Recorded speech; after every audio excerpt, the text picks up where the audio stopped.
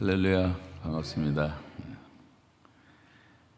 이렇게 부족한데 초청해 주신 목사님과 또 성도님들께 진심으로 감사드립니다. 저는 지난 7월 중순부터 지난번 여기 혹시 보신 분들 그때 신학생들 좀 다녀갔는데 그 북한 탈북민 신학생들 한 20명을 인솔해서 달라스부터 시작해서 애틀란타, 그다음에 샬롯, 워싱턴 DC, 뉴욕까지 해서 7월 말에 돌아갔고, 저는 지금 캐나다로 가서 당분간 맡겨진 사역하고 이제 9월 6일 날 돌아가게 됩니다. 이렇게 여러분 뵙게 돼서 너무나 이제 반갑고 감사합니다. 제가 이제 한 말씀만 드리고 이제 말씀 들어가겠는데요. 제가 좋아하는 이제 그림이 하나가 있는데, 이 그림은 밀레의 만종 같은 그림이에요. 이제 농사하는 그런 광경인데, 농부 부부가 하루 종일 일하다가 교회의 종소리를 들으면서 기도하는 그런 모습입니다. 손을 잡고 부부가 기도를 하고 있는데, 그 그림의 포인트는 뭐냐면 쟁기를 다 놔두고 기도하는 동안 그 쟁기를 천사들이 대신 갈아주고 있는 모습의 그림이에요. 여러분 지금 여러 가지로 쟁기를 갈다가 여기 오셨는데, 직장에서 일하시든 사업을 하시든 가사 일을 돌보시든 또 학교에서 공부를 하든 쟁기를 다 내려놓고 모이셨습니다. 그렇지만 하나님께서 천사들을 통해서 그 쟁기를 대신 갈고 있다고 하는 사실을 믿으시고 집회에 또 집중하고 하나님 바라보시면 우리에게 더 큰 은혜 주실 줄로 믿습니다. 지금은 이제 지식의 시대라고 말을 하죠. 이게 마이크가 좀 울리나요? 이거? 조금 울리는데 조금만 낮춰주세요. 베이컨이 말한 것처럼 아는 것이 힘이다. 그래서 지금은 지식의 시대, 알지 못하면 아무것도 할 수가 없습니다. 하다못해 여러분 손에 들고 다니는 스마트폰도 그 기능이 얼마나 많은지 우리가 다 사용도 못하고, 아무리 좋은 게 있어도 알지를 못하니까 사용할 수가 없는 거죠. 요즘엔 또 뭐 GPT가 나타나서 온 세상의 모든 지식을 한순간에 다 가져오다 오는데, 알지 못하면 아무것도 쓸 수가 없는 시대가 되고 말았어요. 그래서 교회에서 할머니들도 집회 시간에 갑자기 전화기가 울리면 끌 줄도 모르고 더 크게 소리가 나게 만들고 이런 현상들도 볼 수가 있습니다. 모든 것은 다 지식이 있어야 되는데, 성경이 말하는 가장 높은 지식, 가장 귀한 지식, 가장 고상한 지식은 바로 하나님을 아는 지식이라고 말씀하고 있어요. 저와 여러분이 모든 지식 가운데 우리가 알아야 될 가장 중요한 지식은 여호와를 아는 것입니다. 나 여호와가 말하노라, 지혜가 있는 자는 그 지혜를 자랑하지 말라. 부자는 그의 부함을 자랑하지 말라. 용사는 그의 용맹을 자랑하지 말라. 자랑하는 자는 이것으로 자랑할지니 곧 나 여호와를 아는 것과 나 여호와는 인자와 공의와 정의를 이 땅에 행하는 자인 줄을 아는 것이라, 나 여호와의 말이니라, 이렇게 말씀하고 있어요. 그래서 이 하나님을 아는 것을 자랑하라고 말합니다. 근데 우리는 하나님을 믿는다고 하는데 하나님을 잘 모르고 있어요. 그래서 오늘 밤은 그 하나님은 어떤 분이신가 도대체, 이거를 본문이 잘 설명해 주고 있습니다.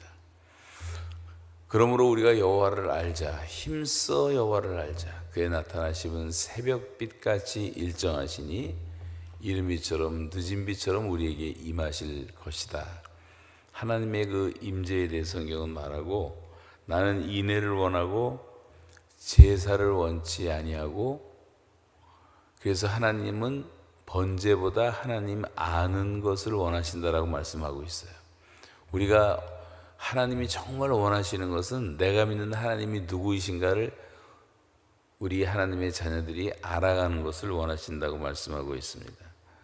그래서 하나님을 알지 못해서 망한 사람들이 많은데 그 중에 대표적인 구약의 인물이 사무엘을 길러냈던 엘리 제사장, 그 가족들, 그 아들들, 홈리와 비나스 제사장, 이런 사람들이 다 하나님을 알지 못해서 망했던 대표적인 사람들입니다. 제사장이라는 직분을 갖고 있었는데도 하나님을 알지를 못해요. 그런 사람들이 많이 있습니다. 사람이라는 존재는 피조물이기 때문에 하나님을 만나기까지 우리 인생은 풀리지 않는 영원한 수수께끼예요. 이 마이크에게 내가 네 존재의 목적이 뭐냐고 물어보면 이 마이크가 한 가지밖에 대답할 수가 없죠. 나를 만든 사람에게 가봐라. 이걸 만든 사람이 기능을 다 설명할 수가 있는 것처럼 우리는 우리 자신이 하나님이 아니기 때문에, 피조물이기 때문에 나를 만드신 분을 만나기 전까지는 인생이 풀리지 않는다고 하는 것입니다. 그래서 하나님이 하나님을 보여주시는 것을 우리가 계시라고 말해요. 계시. 이 계시라는 말의 신학적 의미는 성경이 하나님의 계시다. 성경은 특별 계시다. 하나님이 하나님 자신을 보여주신 책이 바로 성경 말씀인데 우리가 성경을 잘 안 읽으니까 잘 모르는 거죠. 제가 요즘 양육하고 있는 탈북 신학생들이 있는데 지금 전국에 한 150명 정도가 있습니다.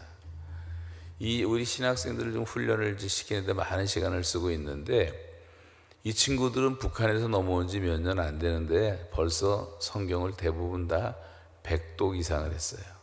성경 통독반에서 100독 이상을 해요. 우린 평생 교회를 다니면서도 100독 한 사람을 만나기 참 드뭅니다.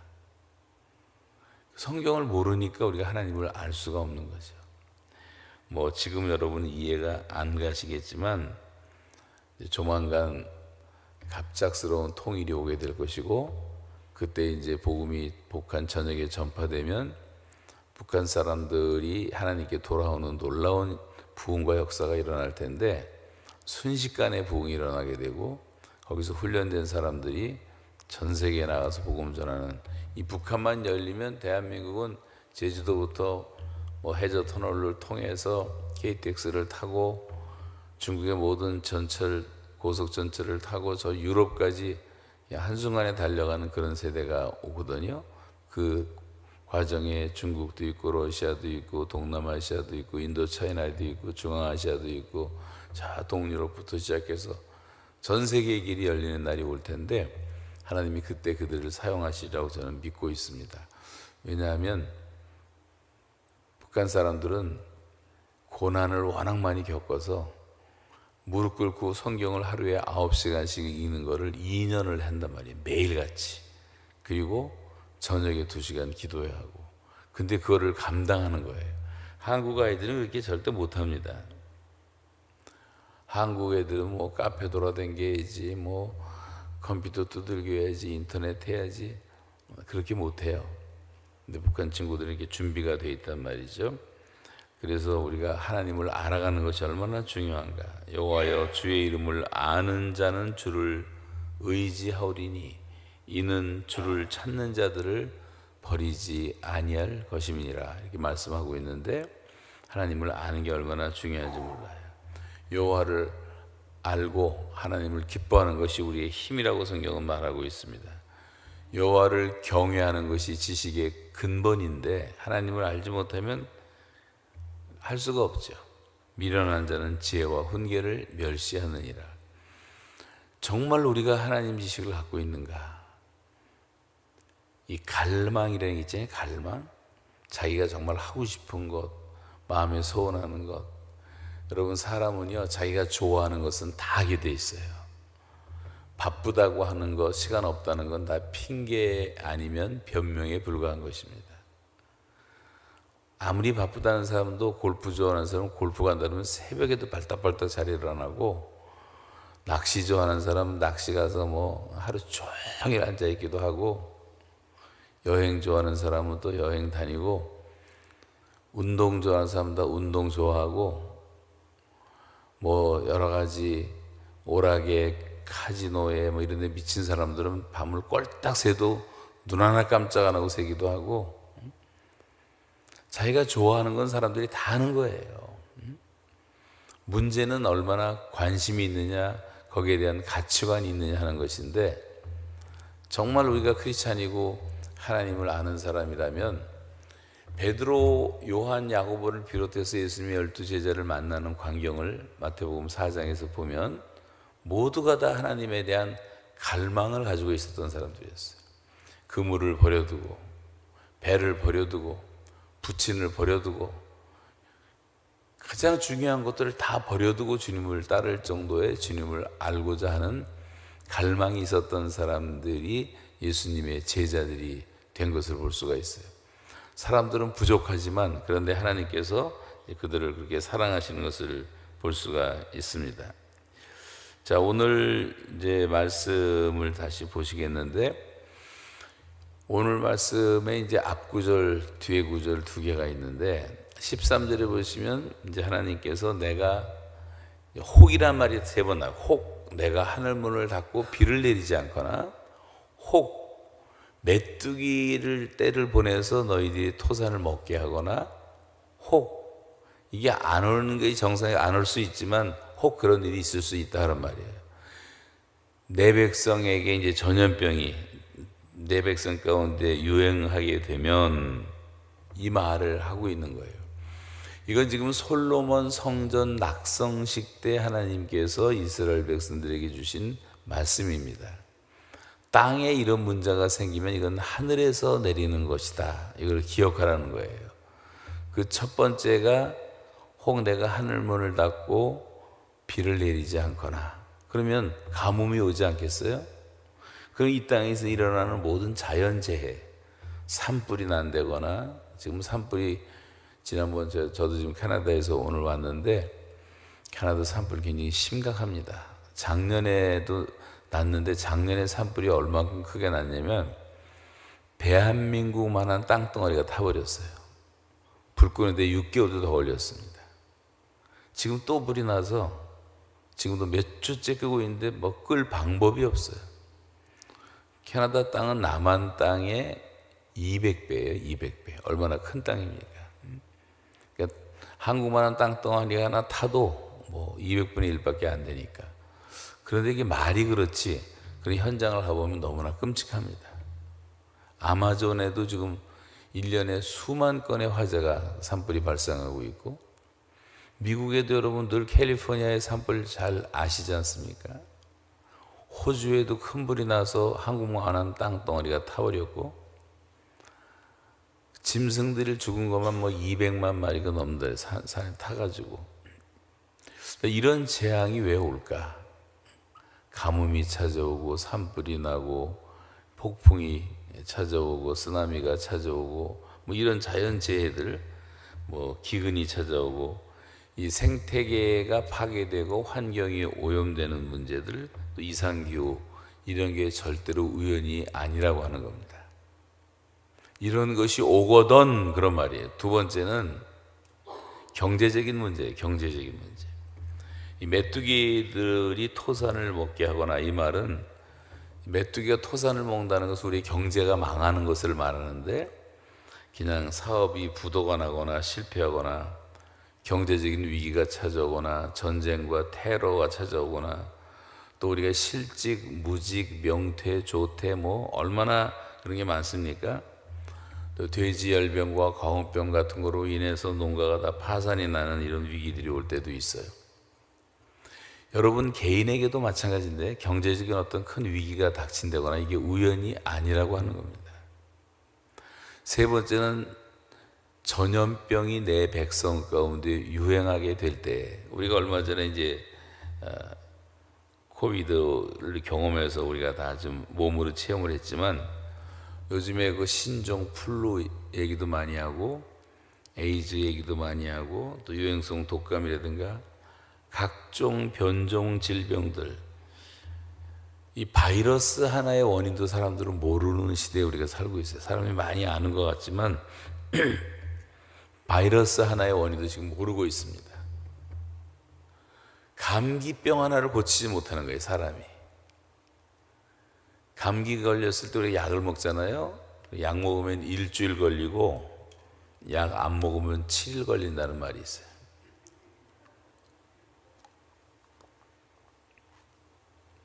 약이라는 것은 감기를 원인 치료하는 것이 아니라 그냥 약으로 뭐 신경을 마비시킨다든가 뭐 여러 가지로 고통을 좀 덜 주지만 낫는 기간은 똑같단 말이죠. 아무도 모르는 거예요. 우리가 알아야 될 것은 이 땅에서 일어나고 있는 이런 모든 문제들은 하나님과의 관계, 즉 신앙적 문제와 연관될 수밖에 없다고 하는 것을 성경은 분명히 말씀하고 있어요. 모든 것은 다 하늘에 달려 있는 것입니다. 이런 말을 이제 다른 말로 좀 설명을 드리면, 제가 한국에 이제 캐나다에 제가 산 지가 한 40년 되는데 요 근래에 이제 한국에 자주 있거든요. 한국에서 사역들을 많이 하고 있는데, 제가 사는 곳이 인천입니다. 인천에 송도라는 곳에 우리 선교관이 있어서 거기서 살고 있는데, 너무나 아름답고 잘 만들어낸 도시인데 미세먼지 때문에 살 수가 없어요.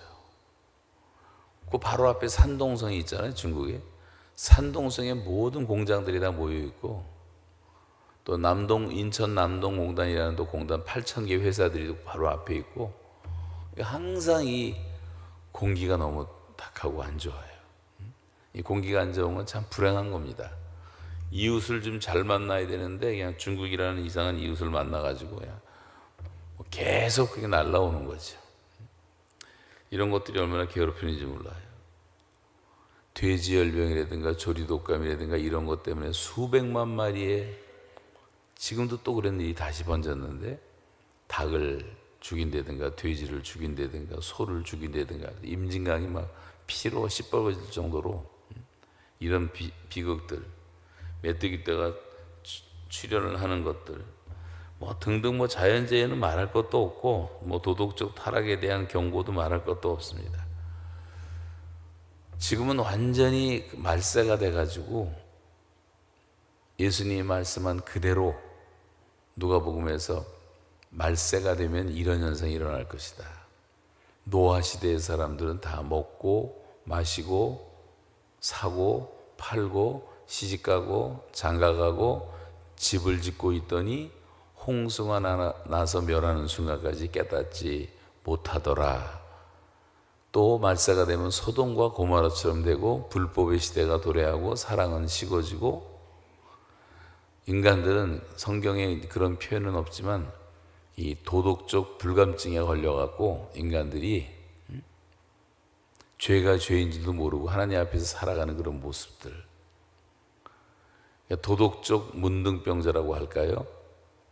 이 문둥병이라고 하는 것은 알아 3년 몰라 3년 터져 3년 이렇게 말합니다.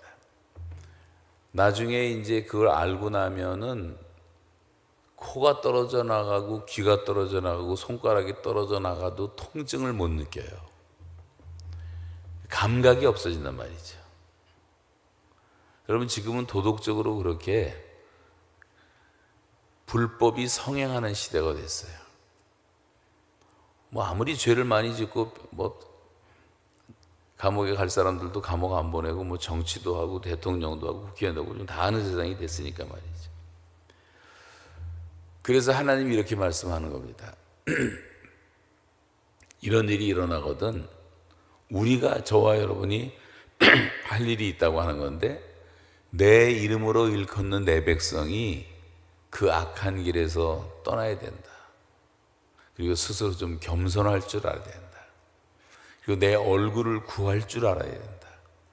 그러면 내가 하늘에서 들을 것이고 그들의 땅을 고치고 그들의 죄를 사하고 그런 은혜를 베풀어 주신다는 약속의 말씀이 바로 솔로몬 성전에서 주셨던 말씀이에요. 이제 이렇게 말하면 여러분이 잘 안 들릴 수가 있어요. 말하는데 잘 안 들리잖아요. 못 알아들으니까 큰 목소리로 말씀하는 것을 우리가 인간적으로는 재앙이라고도 말하고 고난이라고도 말하고 핍박이라고도 말하고 많은 어려움이 그래서 발생하는 거예요. 여러분 개인도 교회도 국가도 마찬가지예요. 이런 사인이 오거든 하나님께서 말씀하시는 그 뜻을 알아차리고 하나님의 백성들이 제일 먼저 해야 될 일은 악한 길에서 떠나는 거예요. 하나님은 거룩하신 하나님이시니까 하나님은 우리의 죄된 모습을 제일 싫어하십니다. 악을 미워하세요. 그래서 떠나는 게 첫 번째예요. 그래서 내가 믿는 하나님이 얼마나 거룩하신 하나님이라는 것을 다시 자각하면서 그 하나님께 가까이 나아가고 그 하나님과 교제하는 것을 하나님이 원하신단 말이에요. 그걸 모르면 안 되는 거예요. 아무것도 모르는 가운데 그냥 멸망당하는 것밖에 없는 것입니다. 그래서 하나님의 하나님 되심에 대한 성도들의 영적인 각성이 일어나는 것을 우리가 부흥이라고 말하는 것인데, 내가 믿는 하나님은 어떤 하나님이신가를 성도들이 스스로 자각을 해서 그 하나님을 알아가는 것, 이것처럼 중요한 신앙생활은 없는 거예요. 그 중에 첫째가 하나님은 거룩하신 분이시다. 오늘 본문이 말하는 둘째, 하나님은 너무나 높으신, 지극히 높으신 The Most High God, 최고로 높으신 하나님이시다. 그리고 세 번째 말씀하시는 것이 하나님은 영광의 하나님이시다. 내 얼굴을 하나님의 얼굴이라는 것은 하나님의 영광을 말하는 거거든요. 영광의 얼굴을 구하면 영광의 하나님. 그리고 그 하나님은 또 어떤 분이냐? 우리의 기도를 들으시는 신실하신 하나님. 하늘에서 듣겠다 그러셨어요. 우리가 회개하고 하나님 얼굴 구하면 신실하신 하나님. 그 다음이 어떤 하나님이시냐? 성경에 보면 죄를 사하시는 하나님은 바로 사랑과 긍휼과 자비와 은혜가 풍성하신 하나님을 좀 설명하고 있는 거예요. 그리고 마지막에 그 땅을 고친다고 하는 말은 하나님은 지금도 우리를 치유하시는 치유의 하나님이시고, 우리 땅을 고치신다는 말은 우리의 병도 고치시고 우리의 가정도 고치시고 우리의 형편도, 여러분 경제생활도 다 고쳐주시는 하나님은 바로 지금도 살아계신 창조주 하나님이라는, 창조주 하나님. 그러니까 우리가 하나님을 그냥 막연하게 하늘에 계신 하나님 믿으면 안 되는 거예요. 그 하나님은 어떤 하나님이신가? 자, 하나씩 잠깐 생각해 보겠는데, 첫째는 하나님은 거룩하신 하나님이시다. 하나님의 생각은 우리의 고통과 멸망이 아니에요. 여호와의 말씀이니라 너희를 향한 나의 생각은 내가 하나니 재앙이 아니라 평안이요 너희 장래에 소망을 주려 하려 하심이라. 주께서 인생으로 고생하게 하시며 근심하게 하심은 본심이 아니시로다 그랬어요. 절대 우리가 고생하는 거 근심하게 하나님의 본심이 아니에요. 이 백성은 내가 나를 위하여 지었나니 나의 찬송을 부르게 하려 함이라. 그러니까 저와 여러분의 가장 좋은 영적인 상태가 내 영혼의 깊은 곳에서부터 하나님을 찬양하는 상태. 운전대를 잡고 운전하든지 설거지를 하든지 직장에서 일을 하든지 항상 하나님을 찬양하는 상태가 최상의 상태라고 하는 것입니다. 그렇게 하나님을 이제 영화롭게 하는 것이 인간의 목적이에요. 우리를 지으신 목적. 요리문답 1장 1조에 인생의 제일 되는 목적이 무엇이뇨? 하나님을 영화롭게 하고 영원토록 그를 즐거워하는 것이다. Glorify Him. 하나님은 항상 glorify, 영화롭게 하고 enjoying Himself forever. 그분을 영원토록 즐기는 거예요. 즐기는 거, 즐거워하는 거. 여러분 하나님을 그렇게 즐거워하십니까? 세상 즐거움이 너무 커서 하나님을 잊어버리고 사는 그리스도인들은 얼마나 많습니까? 하나님을 정말 즐거워하느냐? 자, 하나님 첫째 거룩하신 하나님이라는 걸 기억하세요. 그래서 죄에서 떠나는 것이 소극적인 것이라면 하나님을 알아가는 것이 적극적인 것입니다. 그래서 내 이름을 일컫는 내 백성은 악한 길에서 떠나야 된다. 하나님을 악을 미워하고 참아 보지 못하시고 불법을 보지 못하신다. 이렇게 성경은 말하고 있어요. 여호와를 경외하는 것은 악을 미워하는 것이라고 말해요. 나는 교만과 거만과 악한 행실과 패역한 입술을 미워하느니라 이렇게 말씀하고 있어요.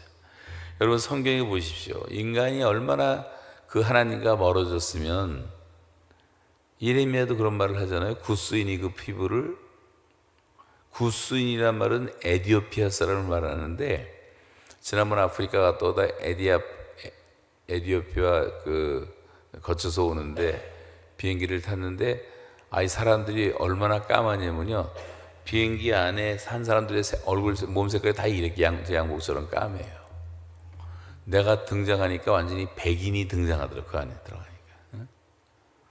구스인이 그 피부를, 표범이 그 반점을 변할 수 있느냐? 할 수 있을진데 악에 익숙한 너희도 변할 수 있을 것이다. 이 말은 우리가 죄를 안 짓고 산다는 것이 거의 불가능하다고 성경이 진단하고 있고, 인간이 얼마나 죄인이냐면 칼빈의 정의에 의하면 인간은 죄악의 홍수 속에, 죄악이라는 홍수 속에 침몰된 존재다 그랬어요. 토탈 디프레비티, 전적으로 인간은 부패했다. 그래서 하나님이 무조건적인 선택이 있어야 되고, 하나님 선택하지 않으면 구원이 없는 거죠. 그리고 불가항력적인 은혜가 있어야 되고, 이런 말들이 이제 성경의 말들을 다 요약해 놓은 것입니다. 그래서 하나님은 사람들을 부르실 때 성경에 보면 제일 먼저 죄에서 떠나라고 부르세요. 모세가 하나님 앞에 나왔을 때 하나님께서 모세에게, 모세야 내가 선 곳은 거룩한 곳이니 내 발에 신을 벗어라. 이게 첫 번째 부르심이었어요. 모세의 신을 벗으라는 말은 모세가 신고 다녔던 신발, 궁중에서부터 신고 다녔던 신발, 그 신발은 다 때가 많은 거예요. 더러움이 많은 거예요. 죄가 많은 거예요. 그 죄를 벗으라는 거예요. 아브라함을 부르실 때도 아브라함아 너는 본토 친척 아비의 집을 떠나서 내가 내게 지시할 땅으로 가라. 그래서 창세기 12장에 보면 아브라함이 하나님의 말씀을 쫓아갔다 그러잖아요. 아브라함의 신앙은 말씀으로 쫓아간 신앙이에요. 그러면 아브라함의 집안은 어떤 집안이었습니까?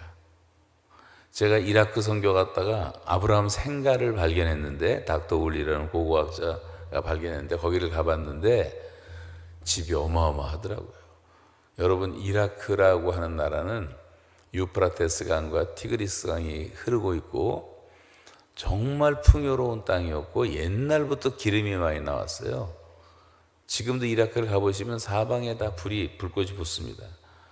자동차 제가 큰 거를 몰고 다녔는데 서버번이라고 하나 큰 차들 기름 많이, 거기 나라 그 나라 다 와 있더라고요. 기름 한 번 넣는데 만탱크 넣는데 1달러밖에, 1달러. 얼마나 싸요. 누가 나보고 기름 좀 사다 달라는 농담도 했는데, 기름을 그냥 퐁퐁 써도 뭐 1달러밖에 안 되니까. 근데 아브라함은 생각을 갔더니요, 방이 28칸이 있어요.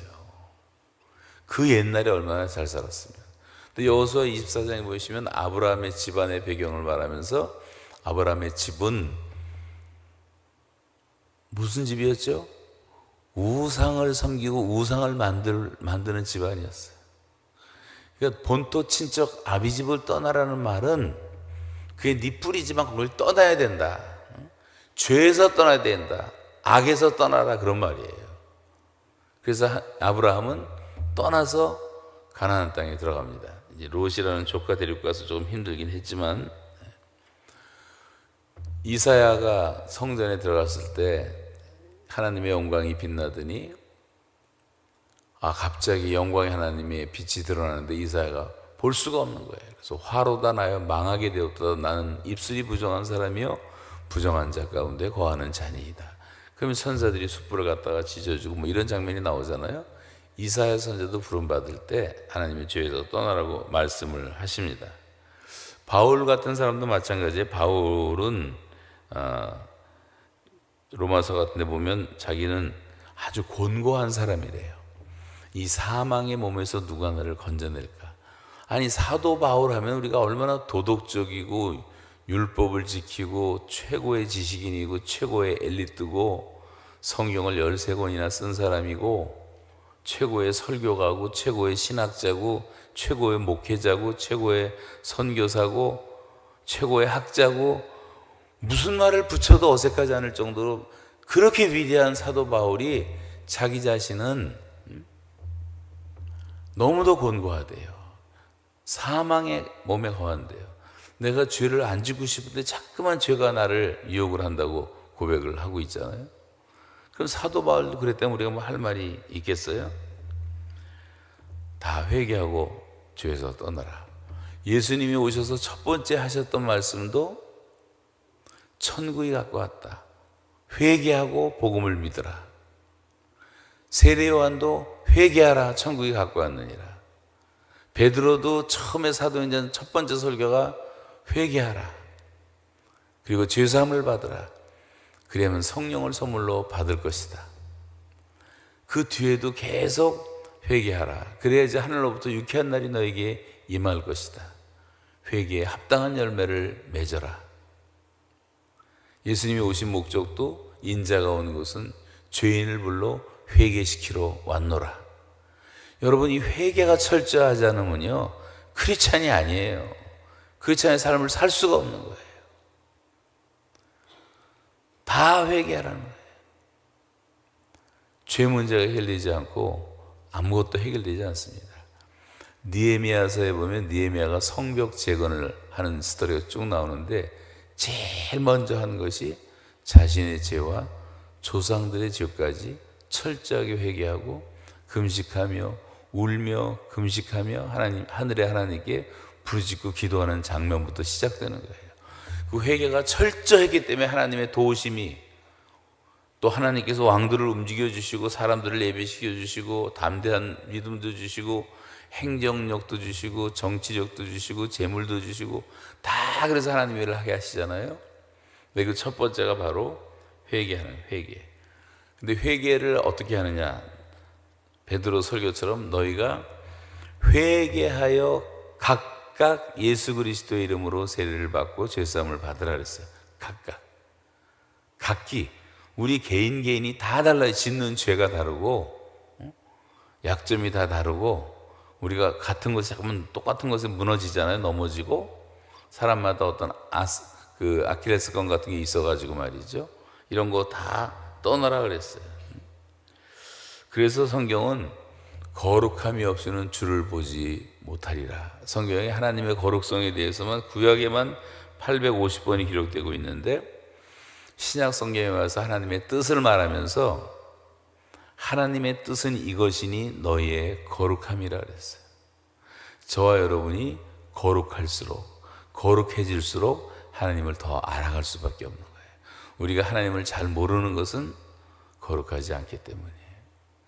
이 마이크가 지금 하나님을 위한 도구로, 말씀을 전하는 도구로 사용을 받고 있기 때문에 이 마이크를 우리가 거룩한 마이크라고 말할 수 있는 거예요.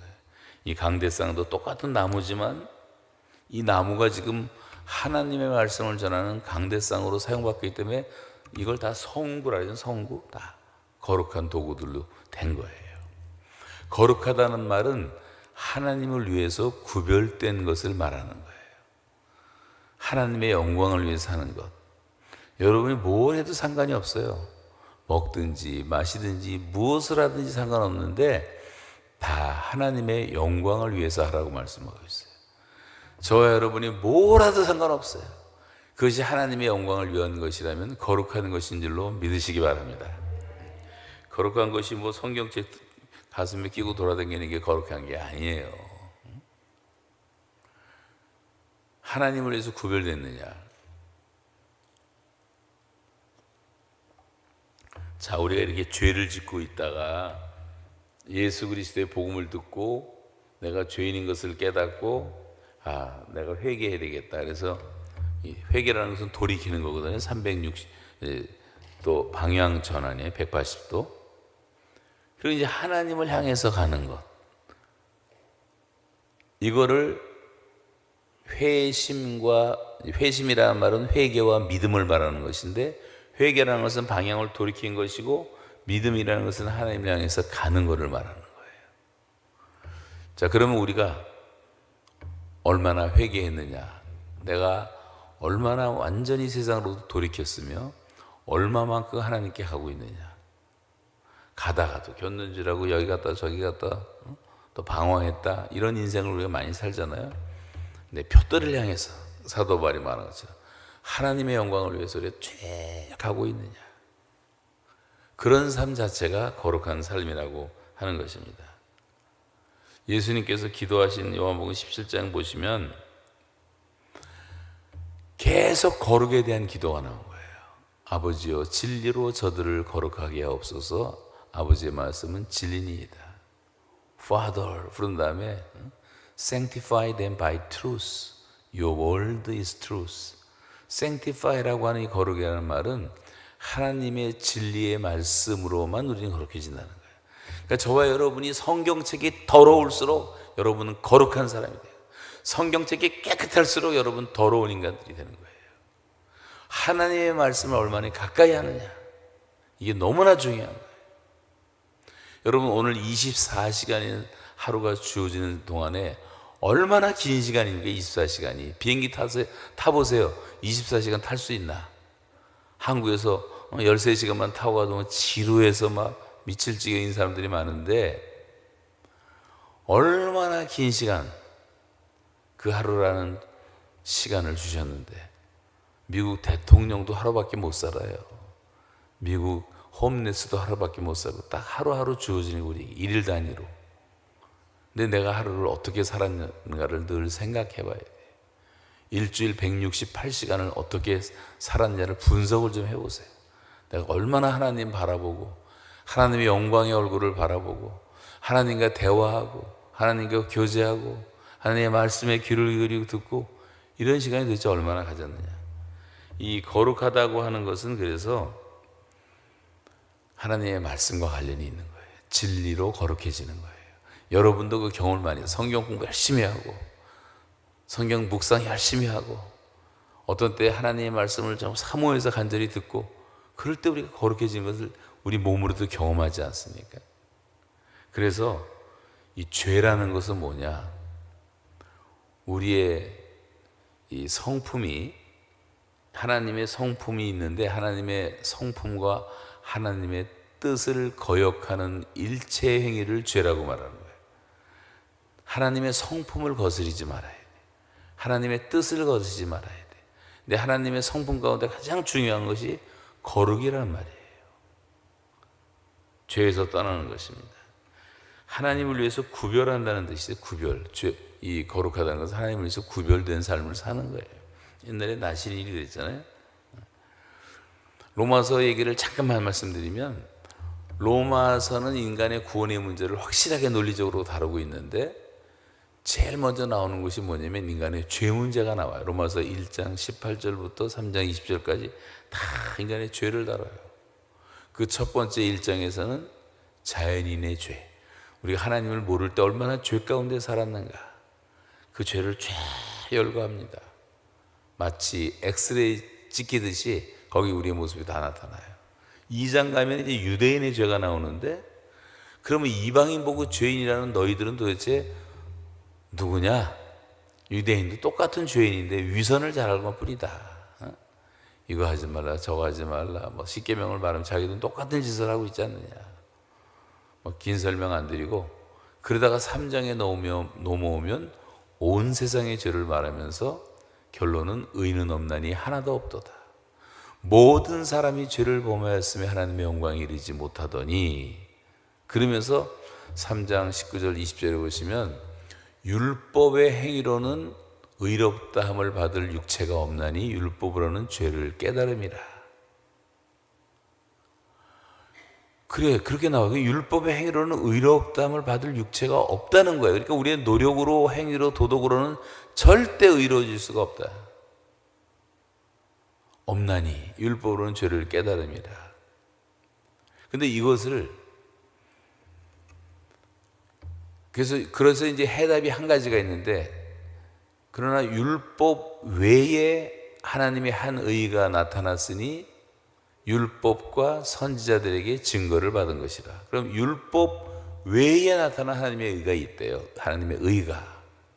근데 이것은 율법도 증거했고 선지자들 증거했단 말은 구약성경 전체가, 모세우경이, 선지자들의 글들이 다 이걸 증거하고 있는 것인데, 율법과 선지자들에게 다 알려졌던 것인데 그것이 뭐냐? 곧 우리 주 예수 그리스도를 믿음으로 얻는 의인이 차별이 없느니라. 이게 결론이에요. 1단계적인 인간론의 결론이에요. 그러면 사람은 죄에서 해방될 수 있는 방법이 없단 말이에요. 우리가 예수를 믿는 이유는 두 가지 때문 아니에요? 여러분이 왜 예수를 믿게 되었습니까? 인간의 가장 근본적인 문제가 죄 문제예요. 해결이 안 되면 사람이 살 수가 없는 거예요. 우리의 의식의 지하실 속에서도 우리를 괴롭히는 것들이 있어요. 다 잊어먹은 것 같지만 불뚝불뚝 살아나기도 하고 죄책에 시달리는 게 제일 괴로운 거 아니에요. 이 죄 문제가 해결을 받아야 돼요. 사람만이 도덕적인 존재이기 때문에. 두 번째는 죽음의 문제예요. 죄로 인해서 죽음이 왔고, 죽음이라는 것은 얼마나 무서운 것인지 여러분 죽음을 한번 생각을 해보세요. 장례식 갈 때만 생각하지 말고. 우리 다 죽잖아요. 각자 죽잖아요. 죽음처럼 비자연스러운 것이 없잖아요. 죽음은 너무도 우리와 이질적인 것입니다. 죽음은 너무 차갑고, 죽음은 너무 무섭고, 죽음은 너무 두렵고, 이 죽음이라고 하는 것이 우리를 너무 고통을 주는데 사람은 다 죽어야 된단 말이에요. 뭐 아프가니스탄에서, 이라크에서, 뭐 우크라이나에서 몇 명이 죽었다 남의 얘기처럼 들려오던 그 죽음의 이야기가 우리 가정으로 찾아오면 얘기는 달라지는 거예요. 아, 그것이 나에게 찾아왔어. 그래서 좀 배가 아프고 이상해서 병원에 갔더니 1개월밖에 못 사실 것 같습니다. 그런 사망 진단이 나왔단 말이에요. 그럼 그때부터 죽음은 하늘이 무너진 것보다 더 무서운 것으로 내게 다가오고, 이 죽음의 공포에서 이겨나기가 힘든 게 인간이란 말이에요. 그럼 이 죄와 죽음의 문제가 어떻게 해결될 수 있었냐? 우리가 잘 아는 결론은 예수 그리스도의 십자가가 죄의 문제를 해결하는 것이고, 예수 그리스도의 죽음이 다시 말하면 죽었다가 사흘 만에 부활하신 그 예수의 부활이 우리의 죽음의 문제를 해결해 주었다는 것, 그것이 복음 아니에요? 믿습니까? 예수를 믿는다는 것은 내 죄와 죽음에서 내가 해방됐다는 것을 뜻하는 거예요. 이것처럼 고마운 것이 어디 있겠어요? 다윗이 시편 103편에서 하나님을 찬양하는데 내 영혼아 여호와를 송축하라, 내 영혼아, 뭐 내 속에 있는 모든 것들아 다 여호와를 송축하라 찬양을 하는데 첫 번째가 뭐냐면 그가 내 모든 죄를 사하시며, 우리 죄 사함이 제일 고마운 거란 말이에요. 네 번째가 뭐냐면 인자와 긍휼로 관을 씌우시며, 자기가 왕이 된 것이 네 번째 감사가 나와요. 첫 번째는 모든 죄를 사해 준 것에 대해서 감사가 나오고 있잖아요. 죄로부터 자유함을 얻는 것이 구원이고, 예수님이 오신 것은 아들을 낳으리니 그 이름을 예수라 하라 이는 저가 자기 백성을 저희 죄에서 구원하려 합니다. 예수님은 우리 죄 때문에 오신 분이고 죄 때문에 죽으신 분이란 말이에요. 영원한 제물로 단번에 영원한 제사를 드려주신 것을 믿는 것이 믿음인 줄로 믿습니다. 그 믿음을 고백한 사람은 다 구원 받은 거예요. 성령을 받은 거예요. 누구든지 성령으로 말미암지 않고는 예수를 주라 시인할 수 없다 그랬으니까, 여러분이 예수님을 나의 정말 구세주로 고백한 그 자체가 여러분 안에 성령님이 거하신다는 뚜렷한 증거란 말이에요. 세상 사람들은 그게 불가능한 거예요. 하나님을 아버지라고 부를 수도 없고 예수님을 주님이라고 부를 수도 없는 사람들. 그래서 우리 죄 문제가 해결됐고, 그렇게 두려워하던 죽음의 문제, 사망아 너의 쏘는 것이 어디있느냐, 이 얼마나 죽음의 문제가 우리를 두렵게 합니까? 근데 우리는 죽음에서 초연하고, 지지난주에 제가 미국에 투어하는데 우리 어머님이가 돌아가셨어요, 한국에서. 그래서 제가 이 선교팀들을 놔두고 일단 3일 동안 한국 갔다 왔는데, 저희 어머니가 99세거든요. 99세에 돌아가셨는데, 제가 말씀드린 요지는 뭐냐면, 우리 아버님 장례식도 그렇고 우리 어머니 장례식도 그렇고 장례식이 아니라 무슨 결혼식처럼 말이죠. 감사하는 거예요. 감사하고 즐겁고 감사하고. 저희 어머니 이제 권사님이셨는데 성경을 늘 가까이 하시고 읽으셨고, 옛날 충영교회 한참 부흥될 때 뭐 10,000명도 넘는 그 교회에서 성경 암송대에서 1등도 하셨고, 이게 말씀을 늘 가까이 하고, 그리고 99세 돌아가시기 하루 전까지도 그렇게 큰 고통 없이 평안하게 돌아가신 모습 보니까 얼마나 감사한지 모르겠어요. 여러분, 죽음을 두려워해서 안 돼요.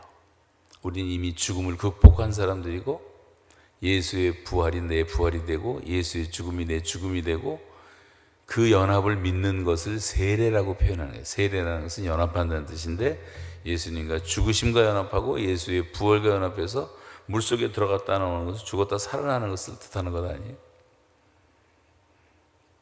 이 복음을 믿는 것. 그래서 이 거룩하다고 하는 것은 다른 것이 아니고 바로 하나님의 의를 힘입는 것을 말하는 거예요. 복음, 율법 외에 하나님의 한 의가 나타났으니 율법과 선지자들에게 증거를 받은 것이라. 곧 우리 주 예수 그리스도를 믿음으로 말미암아 얻는 의인이 차별이 없느니라. 그 하나님의 의의 옷을 저와 여러분은 믿음으로 입고 계신 줄로 믿습니다. 그 하나님의 의를 우리는 선물로 더 받은 거예요. 예수님이 우리를 이제 예수 믿은 다음에 보실 때는 내 이런 더러운 모습이 아니라 세마포 입은 모습으로, 거룩한 모습으로 주님이 우리를 그렇게 만들어 주셨기 때문에. 근데 그것도 우리는 미안하잖아요. 난 아직도 죄를 짓고 있는데. 당신은 의인입니까? 죄인입니까? 물으면 알쏭달쏭에 내가 의인이 된 것 같기도 하고, 아직 죄인 그대로 있으니까, 죄와 싸우고 있으니까. 그래서 우리가 죄에서 용서함 받고 죄사함을 받았지만 아직도 죄의 세력이 남아있어서 싸우고 있는 것, 그런 과정을 우리가 성화의 과정이라고 말하기 때문에, 이 개혁자들이 말한 것처럼 우리의 정확한 대답은 우리는 죄인인 동시에 의인이다, 이렇게 말할 수밖에 없는 거예요. 믿음으로는 의인이 되었지만 우리 현실은 아직도 죄와 싸우고 있단 말이죠. 그런데 성경은 거룩하라고 말씀해요. 그러면 하나님의 의를 힘입고 성령의 도우심을 받고 말씀을 의지하고 기도와 말씀으로 좀 더 거룩한 삶을 살아가서 하나님을 닮아가는 것이 하나님의 뜻이라고 하는 거예요. 우리는 누구를 닮아야 됩니까? 목사님을 닮아야 됩니까? 내가 존경하는 어떤 사람을 닮아야 됩니까? 이 세상에서는 닮아갈 사람이 한 사람도 없어요. 나는 아무도 존경하지 않아요. 난 나보고 존경한다는 사람이 너무나 많은데 난 너무나 괴로워. 그런 말 들을 때마다 제 이중적인 모습을 모르기 때문에 그러는 거예요. 다. 멀리서만 보다가, 엊그저께도 어떤 사람 만났더니 목사님 뭐 TV에서만 보다가 만나니까 어쩌고저쩌고 그러시는, 내가 무슨 연예인이에요. 사람은 보면 다 실망하게 돼 있는 거예요. 사람은 존경의 대상이 아니에요. 여러분, 용서하고 사랑해야 될 대상이지 믿음의 대상이 아니에요.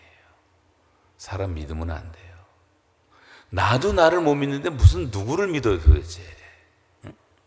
그게 맨날 상처받고 쓸데없이 뭐 상처받았다 그러고 그런 소리 나지. 상처받을 것도 없어요. 원래 그런 사람이에요. 사람이다.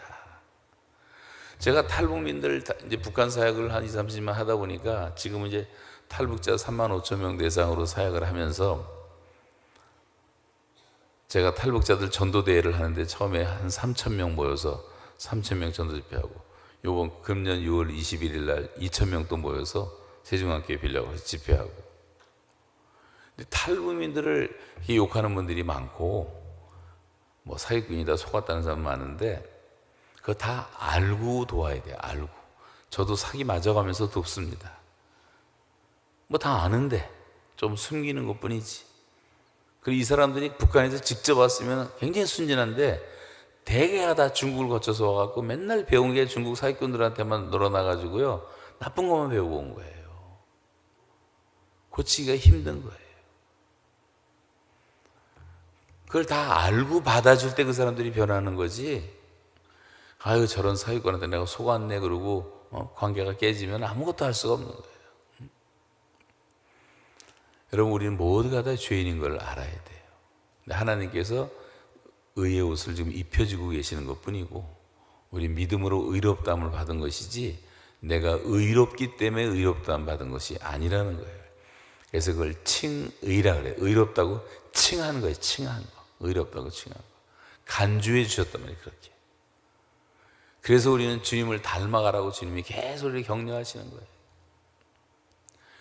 그래도 죄를 짓고 또 죄를 짓고 죄가 완전히 habitually, continually, 습관적으로 계속 죄만 지면 하나님이 그 사람 생명을 거둬가는 것을 사망에 이르는 죄라고도 표현을 하는 거예요.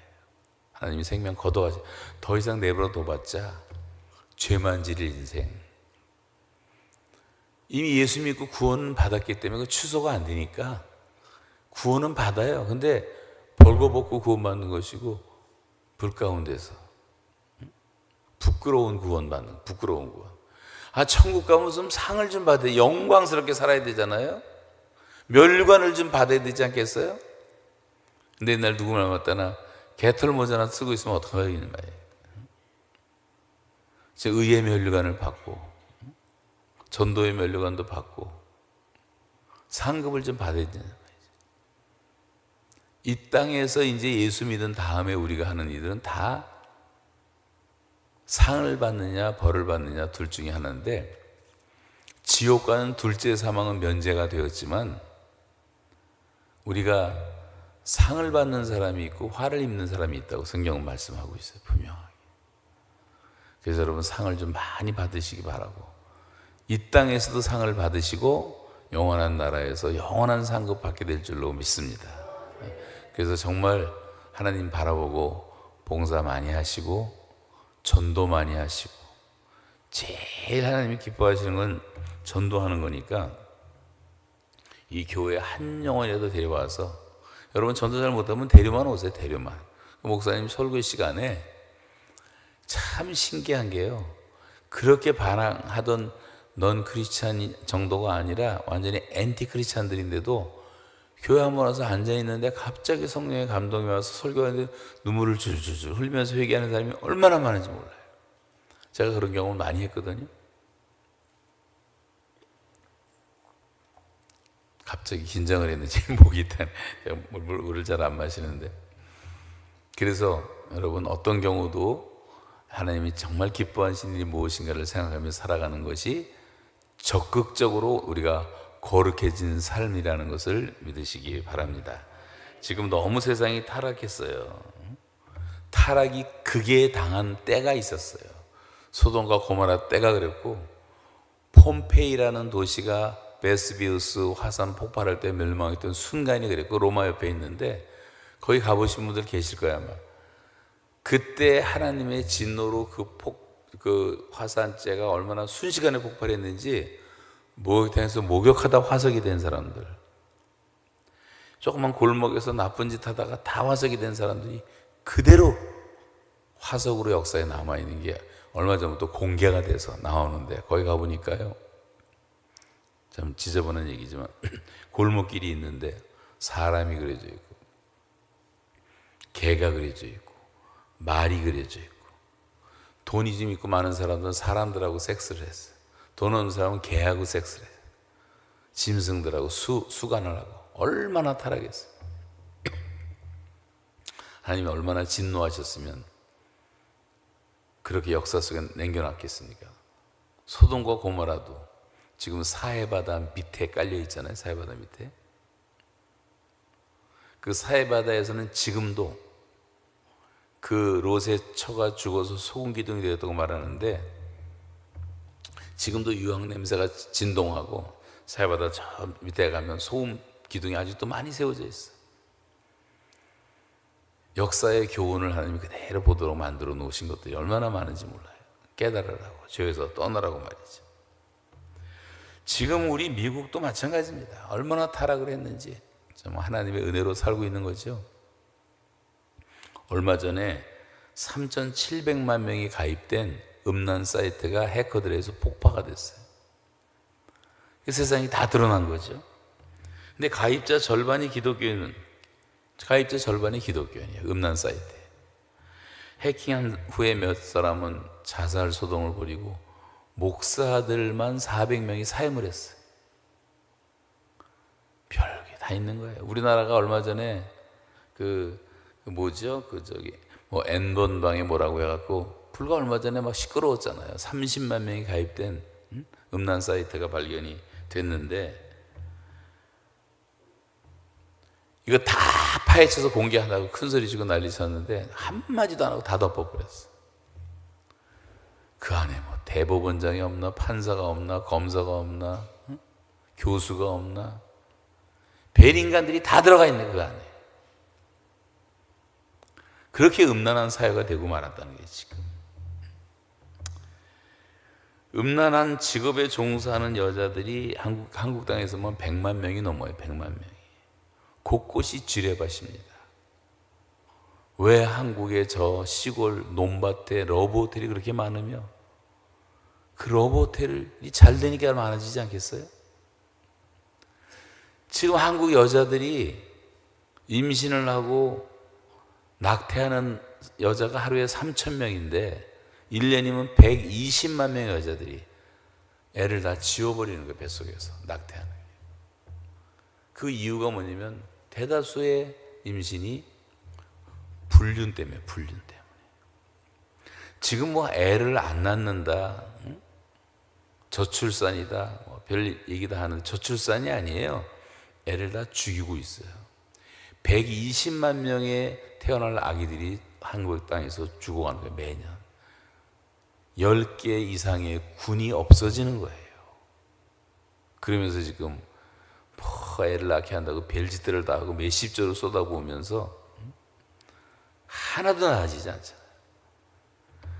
문제는요, 복음이에요. 복음. 이게 죄다. 죄에서 떠나라.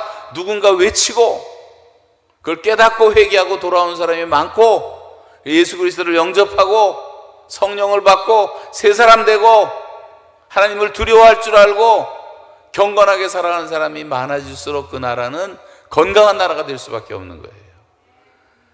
대한민국 한때 그렇게 열심히 전도하고 복음 전하고 기도하고 새벽 기도하고 철야 기도하고 산 기도하고 뭐 그랬는데 어느 날 배가 부르고 돈이 많아지니까 호세아가 말한 것처럼 그들은 내가 먹여준 대로 배가 불렀고 그들이 배가 부르매 그들의 마음이 교만해져서 이로 말미암아 나를 잊었느니라.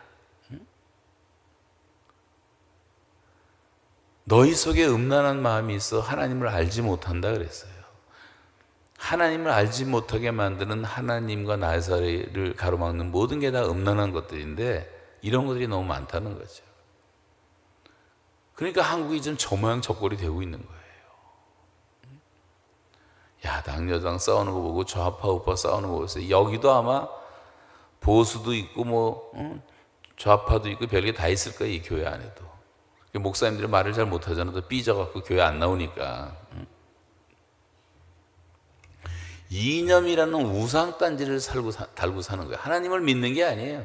자기 이념을 믿는 거예요. 하나님은 그냥 종교적인 어떤 대상이고 썬데이에 나가서 한번 예배하고 천국이 있다 그러고 지옥도 있다 그러는데 있을 것 같으니까 일단 이름은 걸쳐놔야 되니까 그런 사람이 너무 많아요. 노미널 크리스천들이. 그리고 세상 사람들의 사상 따라가고 우린 좌로 우로 치우치면 안 돼요. 우파도 구원받아야 되고 좌파도 구원받아야 되고 다 구원의 대상들이고 복음 전할 대상들이라는 것을 아시고 복음을 전하는 게 제일 중요한 거예요. 그래서 사람이 변해야지 좋은 엄마, 좋은 아빠, 좋은 학생, 좋은 선생, 좋은 사장, 좋은 국회의원 되지 않겠어요? 사람이 바뀌어야 되는 건데 사람을 바꾸는 힘은 복음밖에 없다. 하나님 말씀밖에. 근데 복음 전하는 게 약해지고 그냥 교회가 진선미를 강조하는 일반 종교화된 기독교로 변질되기 시작하니까 세상이 변화가 안 되는 거예요. 너희는 교회의 빛이 되고 소금이 되라고 말하지 않았어요. 너희는 세상의 소금이고 빛이라 그랬어요. 근데 뭐 교회가 어두우니 무슨 빛을 비추겠으며 교회가 부패하니 무슨 세상의 부패를 방지할 수 있냔 말이에요. 우리부터 회개해야 되네. 우리부터. 내 이름으로 일컫는 내 백성부터 그 악한 길에서 떠나라 그랬어요. 근데 우리가 안 떠나고 있으면 세상이 하면 이미 죄로 완전히 물든 곳이고 바벨론 같은 곳이고, 우린 예루살렘인데 예루살렘이 더럽혀지고 있으니 무슨 소망이 있냔 말이에요. 그래서 하나님이 첫 번째로 주시는 말씀이 그 죄에서 좀 떠나라, 악을 버려라. 내가 거룩하니 너희도 거룩하라. 하나님의 뜻은 이것이 너희의 거룩함이라. 거룩함이 없이는 아무도 주를 보지 못하리라. 여러분, 우리가 하나님을 알고 하나님을 닮아간다는 것은 하나님의 그 거룩성을 닮아가는 걸 말하는 거예요. 세상에 죄를 버리고 하나님을 향해서 우리가 얼마나 걸어가고 있는가. 외롭지 않습니까? 세상에 하나님 믿는 거 다 싫어하니까. 근데 여러분 대단하신 분들이에요. 지금 휴가철에 휴가 갔다 온 분도 계시겠지만 그렇게 이렇게 예배당 찾고 또 평일에 나오는 거, 여기 주일날은 좀 많이 나오시겠죠? 근데 그분들이 지금 뭐 하고 계신지 모르겠어요. 뭐 텔레비 보고 계신지 쇼핑하고 계신지 모르겠는데, 다 사람을 정죄할 수는 없지만 하나님을 알고자 하는 갈망들이 많이 없어진 거예요. 옛날에는 부흥회 하면 온 동네가 다 모여서 부흥회를 했는데 지금은 자기 교인도 반도 안 나와요. 여러분들은 그런데 대한 자부심을 가지세요. 자부심. 좀 프라우드하게 생각하고, 나는 그래도 하나님을 사랑하는 마음이 있다. 믿음을 갖고. 그래서 우리가 하나님 앞에서 우리 자신을 돌아보면서 정말 이런 죄, 도덕적인 죄에서 떠나야 되고, 성경은 그래서 이 도덕적인 순결을 굉장히 강조하는 거예요. 우리나라가 너무 창피한 것이 지금 필리핀에 가도요, 피코노라고 있어요. 코피노라고. 한국 남자들이 여자들 임신시켜서 낳은 애들인데 유학생 놈들이 그런 짓을 많이 했어. 그래가지고 한국으로 도망가 버리고, 거기 태어난 애들이 한국 아빠 찾으려고 한국에 보면 주소 하나 들고 돌아다니면서 애들이요, 한국 아빠 찾으러 돌아다니는 애들이 그렇게 많아요. 몇 명인지 아세요? 필리핀 정부에서 발표한 것이 3만 명이에요. 그런 아이들이 3만 명. 그 옆에 가면 또 베트남 딸아이한들이 또 수천 명씩 있고. 파라과이에 제가 갔더니 우리 교회 그 황요한 선교사라고 이제 사역을 하는데 가보니까, 이 사람이 하는 사역이 뭔가 봤더니, 그때 한국 남자들이 돌아다니다가 임신시켜서 낳은 애들이 있는데 그 아이들을 100명을 기르고 있더라고요. 갔더니 그런 애들만. 우리가 일본 보고 한때 일본이 기생 관광한다 그래갖고 욕하고, 일본이 한참 경제적으로 부흥할 때 욕을 했는데 한국 사람들이 더 해요. 사실은 일본은 양반이에요. 양반. 한국의 인구가 5,200만인데 일본은 2배가 넘어요. 1억이 훨씬 넘는데 일본의 범죄율에 한국 범죄율은 20배가 넘어요. 사기꾼도 20배가 더 많고. 일본 사람들은 교회는 안 나오지만 크리스찬처럼 살아요. 많은 사람들이. 한국은 다 교회 나오는데 안 믿는 사람처럼 살아요. 일본은 그 옛날에 1500년대에 기독교가 들어와서 30만 명이 순교를 당할 때 예수 믿으면 다 죽여버리니까 그 죽음의 영 때문에 교회를 못 나와요. 아직도 많이. 교회는 한 8,000개가 있는데 다 작은 교회들이에요. 그런데 일본 사람들은 기독교 교육을 40%가 받아요. 일본의 미션 스쿨이 수백 개가 있어요. 기독교 대학, ICU 대학도 유명한 대학이 이런 것들이 많이 있는데 그 사람들은 배운 데서 사는 거예요. 아마 저는 요즘에 우리가 일본 선교도 집중을 하고 있는데 조만간 일본에 또 큰 변화가 일어날 겁니다. 부흥이 불길이 솟기 시작하는데, 오키나와 갔을 때 오키나와의 교회처를 초청을 했는데 일본 교인이요, 한 교회 교인이 3,000명 모이는 교회가 있더라고요. 일본에서 이건 기적에 가까워요. 그것도 목사님도 여자 목사님이신데. 근데 그 교인들이 또 젊은 친구들도 많고 얼마나 생기 발랄하고 성령 충만하고 밝고 아름다운지, 제가 전도하러 갔다가 복음 전하러 갔다가 오히려 은혜 받고 왔는데 그게 부흥의 불이 붙기 시작하는 거예요. 그리고 나가사키에 우리가 그 순교지 그 순례를 하는데 거기도 한번 꼭 와보시면 좋을 것 같아요.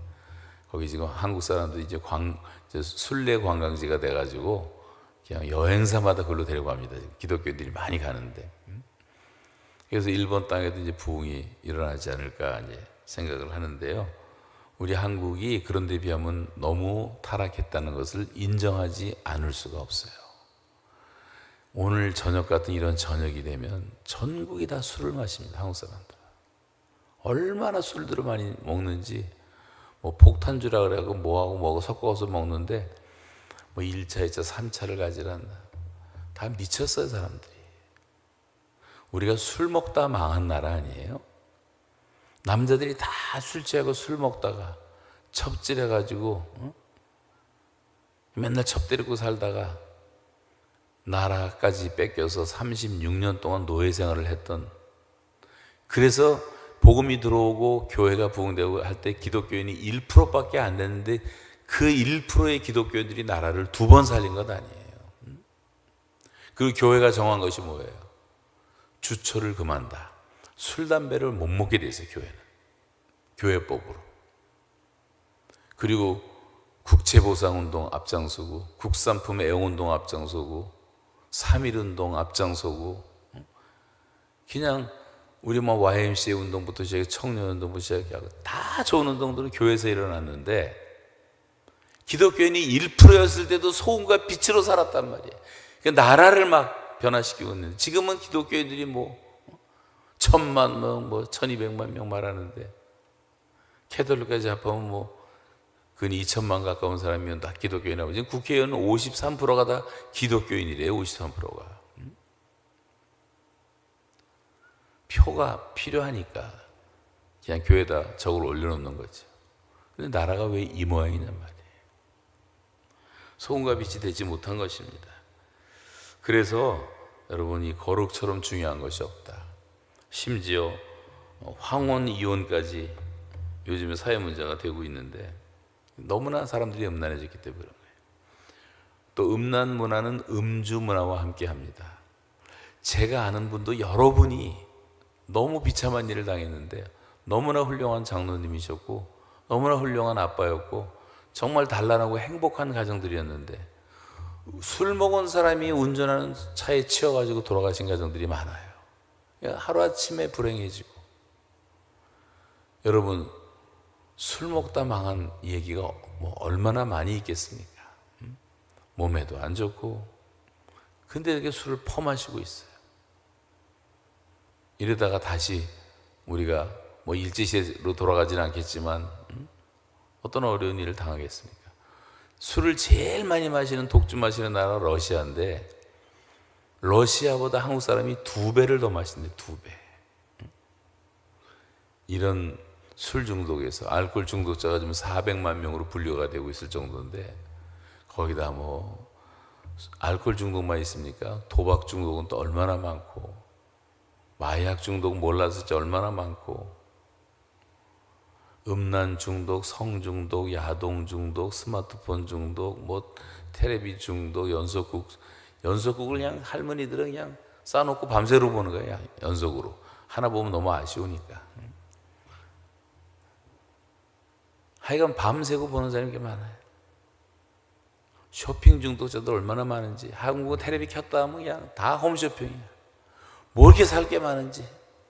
사고 또 반납하면 또 반품도 잘해주니까 반품 중독에 걸려갖고 사고 반품하고 사고 반품. 중독이 너무 많아. 아까 말한 것처럼 먹고 마시고.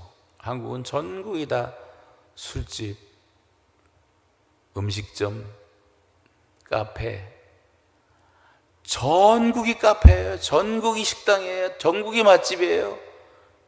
먹고 마신 것밖에, 자기 몸뚱이 하나 위해서 사는 것밖에 없어요. 사람들이 사고 팔고. 쿠팡에서 하면 이렇게 저녁에 여러분 지금 먹이 예배보다 하면 똑똑 쳐놓으면 두부 하면 내일 새벽에 두부 딱 갖다 놓고 콩나물 갖다 놓고 별거 다 갖다 놔요. 완전히 전국이 완전히 배달 민족이에요 지금 우리나라. 먹고 마시고 사고 팔고 시집가고 장가가고 주말이면요 경조사 때문에 다 교통마비예요. 하루에 900쌍 결혼하고 하루에 400쌍 이혼하니까 이혼한 사람이 또 재혼하면 또 결혼식이 더 많아지잖아요. 얼마나 그게 많은지 몰라.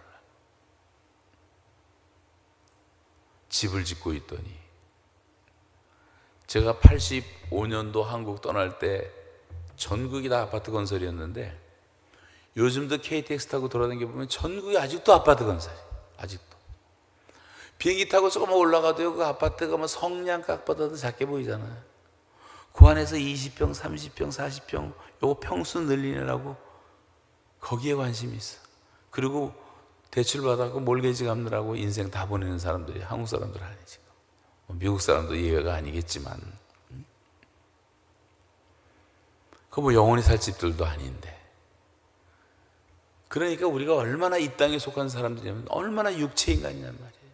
다 자기 몸뚱아리 하나밖에 모르는 거예요. 하나님에 대한 관심이 없고 영이 다 죽어 있어요. 영이 살아야지 사는 겁니다.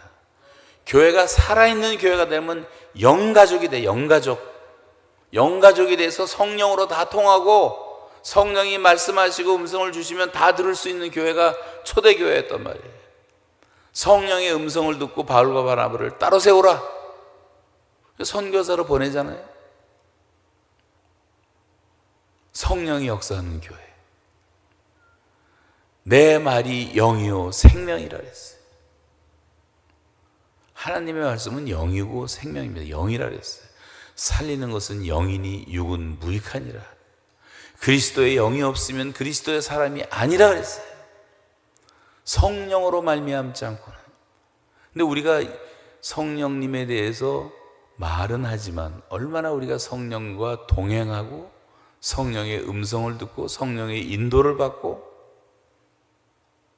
성령을 소멸치 않고 성령을 거스리지 않고 성령과 동행하느냐를 우리 스스로가 잘 아실 거예요. 그래서 우리가 이 성령으로 산다는 말씀을 깊이 생각하셔야 되고, 성경에서 목사, 장로, 집사의 자격을 말할 때 항상 이 결혼의 거룩성도 말하고 있고 한 아내의 남편이더라 그랬어요. 근데 원래 성경은 한 여자의 남자가 되라는 말이에요. 한 여자의 한 아내의 남편이지만 다른 여자도 있을 수도 있단 말이죠. 그만큼 성경이 엄격합니다. 각각 거룩함과 존귀함으로 자기 아내를 대하라고 말씀을 하고 있어요. 이 성적 타락은 이제 성령님을 근심시키는 죄이기 때문에 우리가 이 죄에서 떠나야 된단 말이에요. 이 죄라는 것이 심각해지면 다 중독 현상이 일어나요. 성경의 전도서에 이런 말이 나옵니다. 악한 일에 관한 징벌이 속히 실행되지 아니하므로 인생들이 악을 행하는데 그 마음이 담대하도다. 악한 일에 관한 징벌이 속히 실행되지 아니하므로 인생들이 악을 행하는데 그 마음이 점점 담대해진다. 뭐 죄를 짓고 나쁜 짓을 하는데 갑자기 뭐 벼락이 나 떨어지는 것도 아니고 무슨 암이 걸리는 것도 아니고, 그게 점점 담대하게 죄를 짓는단 말이에요. 여러분, 사람은 마음으로 생각하는 것이 다 악하다고 성경은 창세기도 말하고 있어요. 타락할 때 계획하는 것이 악하고 어려서부터 생각하는 것이 다 악하다. 이 죄에서 떠나라. 만물보다 부패한 것이 인간이라 이렇게 말하고 있어요. 그래서 이런 것들을 우리가 좀 버리고 떠날 필요가 있다.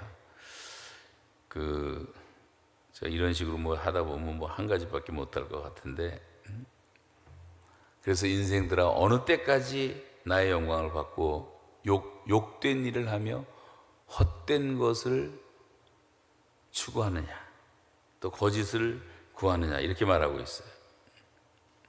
그런데 이건 인간들의 근본적인 오해인데, 하나님은 그걸 안 보시는 게 아니에요. 하나님은 다 아시는데, 하나님은 너무도 오래 참으시고 자비하신 분이시기 때문에 그런 가운데 돌아오기를 기다리시는데 우리 그걸 모르는 거죠. 혹 내가 하나님의 인자하심이 너를 인도하여 회개하게 하심을 알지 못하여 그의 인자하심과 용납하심과 길이 참으심의 풍성함을 멸시하느냐? 하나님이 지금 오래 참고 기다리시는 거예요. 기다리고 또 기다리시는 거예요. 하나님은 한 사람도 멸망치 않고 구원받기를 바라시기 때문에 하루가 천년같이 천년이 하루같이 이걸 기다리신다고 말씀을 하고 있어요. 그 하나님의 오래 참으심 때문에 우리가 감동해서 이 자리에 나와서 하나님을 예배하는 것이 아닙니까? 그 하나님의 은혜가 너무 감사하고 그걸 은혜를 깨달았기 때문에 우리의 이런 고집 때문에 회개하지 않는 건데, 이런 고집에서 떠나라 그랬어요. 제가 북한에서 감옥에 있을 때 성경을 읽다가 어느 날 갑자기 다가온 말씀 한마디가 저를 회개시켰는데, 예레미야 22장 21절에 보시면 이런 말씀이 나와요. 내가 평안할 때에 내가 말하였거니와. 내가 평안했을 때 주님이 다 말씀하셨대요. 그런데 내가 말하기를 나는 듣지 아니하리라 하였나니 이는 내가 어려서부터 내 목소리를 청종하지 아니함이 너의 습관이라. 이런 말이 나와요. 습관이라. 여러분, 우리가 되게 습관적으로 죄를 짓고 있는 거예요. 이 습관을 고치지 않으면 죄에서 떠나기가 힘든 거예요. 습관이 얼마나 무섭습니까? 3살 버릇 80까지 가는 건데. 그래서 이 습관적인 죄악을 고쳐야 된단 말이죠. 근데 하나님은 그래서 이게 고쳐지려니까 시간이 걸리니까 오래 기다리시는 겁니다. 그래서 하나님의 사랑과 자비를 무시하고 멸시하면 안 되는 거예요. 날마다 우리가 근본적인 회개는 했지만 날마다 죄와 싸워서 또 회개하고 돌아오는 길밖에 없어요. 다른 지름길이 없어요. 뭐 4단계 회개니 뭐 이상한 말하는 이단들이 많이 있는데 그런 말 절대 듣지 마세요. 구원파 얘기도 듣지 마시고 성경 말씀대로 우리가 정말 진정으로 뉘우치고 매일매일 돌아오는 길밖에 없는 거예요. 하나님께 다 죄를 사하고. 근데 사람들은 하나님을 모르니까 하나님이 마치 우리 뒤를 추적하면서 죄를 조사하고 돌아다니는, 그리고 우리가 죄 지으면 혼내시는 형사처럼 생각을 하는데 하나님이 형사가 아니에요. 하나님은 기다리시다가 우리가 죄를 자백하고 버리면 우리를 불쌍히 여기시는 아버지라고 성경은 말씀하고 있는 게 시편 103편에 잘 나옵니다. 우리 아버지세요. 그분은. 우리가 자식들을 불쌍하잖아요. 못된 짓도 많이 하고 말도 안 듣지만, 그런데 회개하고 돌아오면 얼마나 이뻐요. 다 용서할 수 있잖아요. 하나님 우리의 아버지이신 줄로 믿으시기 바랍니다. 항상 아버지 품으로 돌아오셔야 돼요. 사람은 배가 부르면 변질되는데 더 이상 변질되지 마시기 바라고. 베드로 시대에도 그러거든요. 베드로 전서에 보면 이런 말이 나와요. 교인들 가운데 다시 세상으로 돌아간 사람들이 많았던 것 같아요. 그러니까 베드로가 음란과 정욕과 술취함과 방탕과 향락과 무법한 우상 숭배로 살았던 이방인처럼 살던 때가 지나간 때로 족하지 않느냐? 왜 또 죄를 짓느냐? 여러분, 그러면서 뒤에 나오는 말이 뭡니까? 돼지를 씻겨놨더니 금방 다시 시궁창에 뒹굴고, 개가 토한 것을 또 꾸역꾸역 먹는 것처럼, 우리도 강아지 키워봤는데 자기가 토한 거 자기가 다 먹더라고요. 개처럼 살지 말라는 거예요. 돼지처럼 살지 말라는 거예요. 뭐 은혜 받고 또 부흥했다고 은혜 받고 뭐 회개하고, 근데 며칠 못 가서 또 시궁창에 뒹굴고 버렸던 죄를 또다시 꾸역꾸역 먹고, 그렇게 살지 말라는 겁니다. 지속적으로 하나님 바라보시기 바라고, 결심하고 맹세하고 아주 노력을 하고 뼈를 깎는 아픔을 통해서라도 내가 하나님을 닮아야 되겠다. 거룩한 삶을 살아야 되겠다. 그렇게 하기 위해서 결심한다고 되는 건 아니니까 늘 말씀 가까이 하고 삶의 우선순위를 바꾸고 습관을 고쳐나갈 계획을 세우고 기도하면서 살면 저와 여러분도 조만간 또 우리 주님을 닮은 하나님의 사람들로 살아가게 되고 그리스도의 제자가 되고 7 집사처럼 12 제자처럼 120 문도처럼 그렇게 하나님이 쓰시는 하나님 나라의 키멤버 백성들이 될 줄로 분명히 믿습니다. 그래서 우리가 오늘 본문에서 첫 번째 말씀한 것은 하나님은 거룩한 분이시다, 이걸 알자는 거고, 이 두 번째 지식은 하나님은 지극히 높으신 분이라는 것을 알라는 거예요. 그래서 내 이름을 일컫는 내 백성이 그 악한 길에서 떠나 스스로 겸비하고, 사람이 언제 겸손해집니까? 하나님을 바로 알 때 겸손해지는 거예요. 하나님 앞에서 나라는 모습은 아무것도 아니에요. 우리는 진흙으로 만들어졌고 코로 숨쉬는 존재예요. 인생이라는 것이 길어봤자 70년, 강간하면 80년, 다 수고와 슬픔뿐이요. 저도 70이 넘어 보니까 뭐 인생 금방 지나가지 않아요? 앞으로 더 빠르다 그러는데 금방 지나가는 거예요. 한 뼘 길이만큼밖에 되지 않는데, 한 뼘 길이만큼 인생이라는 게,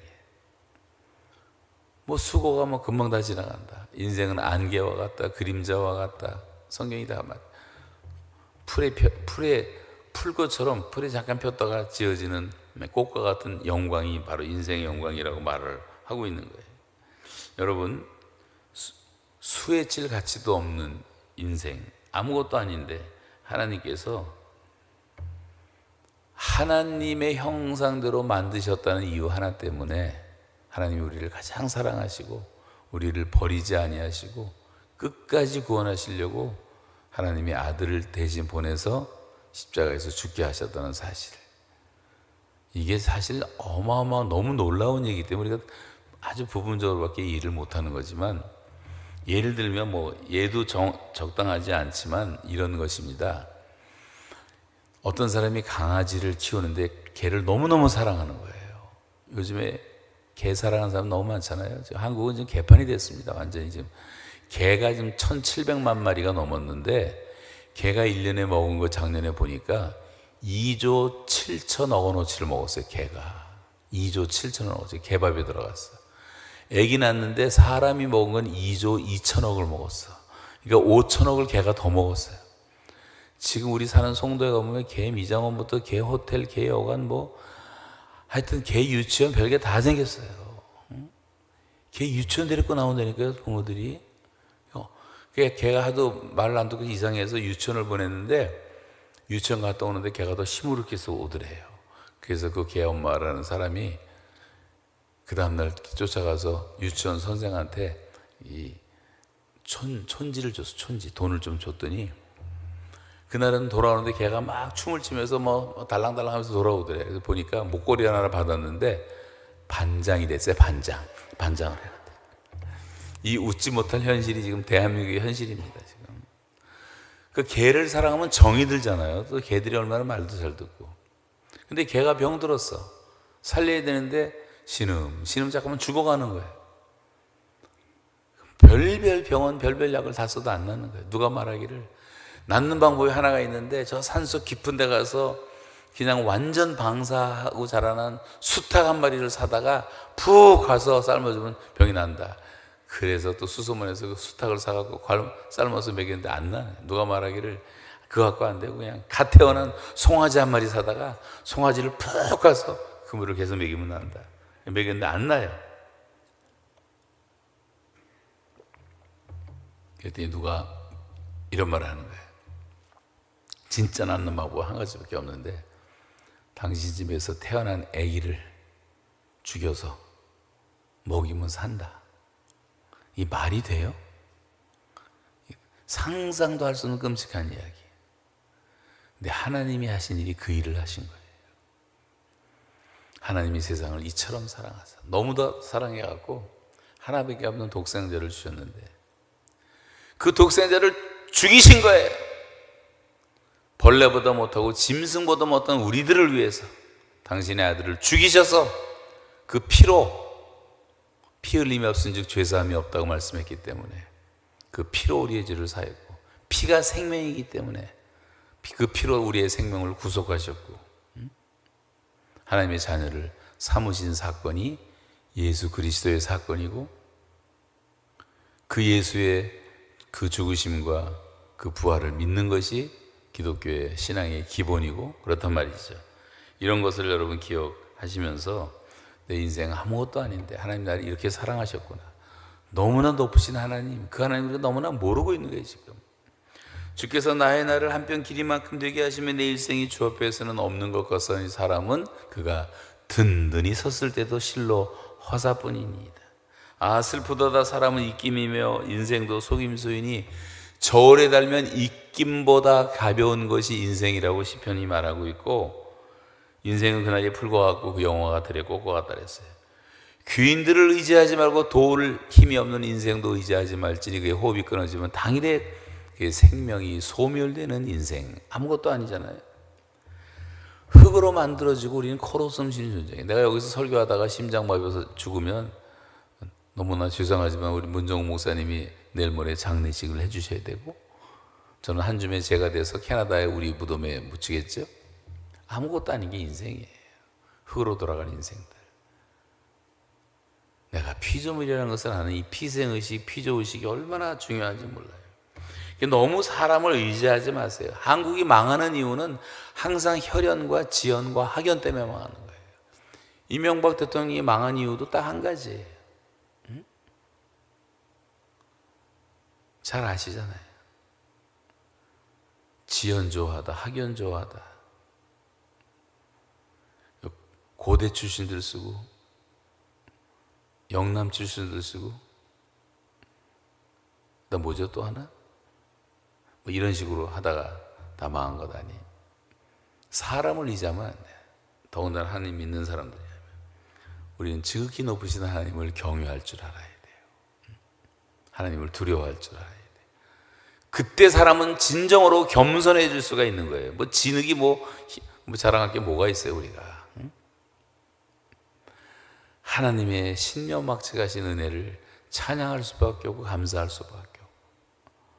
전 요즘 샤워하면서 너무나 감사한 게, 하나님 어떻게 이렇게 지으셨을까? 아무리 뭐 물을 많이 맞아도 이거 뭐 우리 몸 자체가 완전 방수기 때문에 뭐 물이 침투하지 못하더라고. 씻어내도 세수할 때 손가락이 다 닿는 것도 보면 너무 신기하고요. 인간의 몸의 뼈의 구조가 얼마나 과학적으로 정말 경이로운지 우리 몸을 지탱하는 것도 놀랍고, 여러분 몸에 지금도 흐르고 있는 핏줄이 지구를 몇 바퀴 돌 정도로 그렇게 돌고 있는 거예요. 지금 엄청난 길이로. 신비하지 않은 게 하나도 없잖아요. 그 하나님 앞에서 경외감을 느낄 줄 알고 우리가 겸손할 줄 알고. 그래서 하나님은 겸손한 자에게 은혜를 주시고 교만한 자를 대적하신다 그랬어요. 여러분 주님 안에서 하나님의 은혜 가운데 늘 겸손하게 사시기 바랍니다. 그래야지 하나님이 은혜를 주시는 거예요. 하나님은 지극히 높으신 하나님이시기 때문에.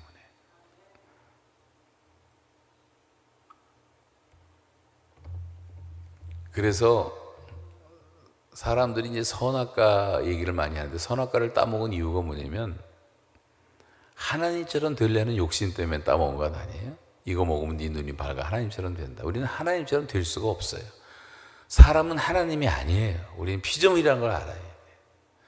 선악과라는 것은 무슨 뜻이냐 하면, 동산 각종 나무의 실과는 내가 임의로 먹되 선악을 알게 하는 중앙에 있는 나무는 먹지 말라. 먹는다는 청령 죽으리라. 이게 첫 번째 계명이었단 말이에요.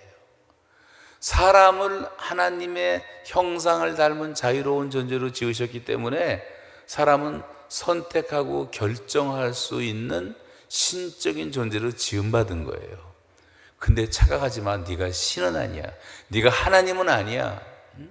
네가 하지 말아야 될 것이, 할 것이 있고 네가 모르는 것이 많이 있는 거야.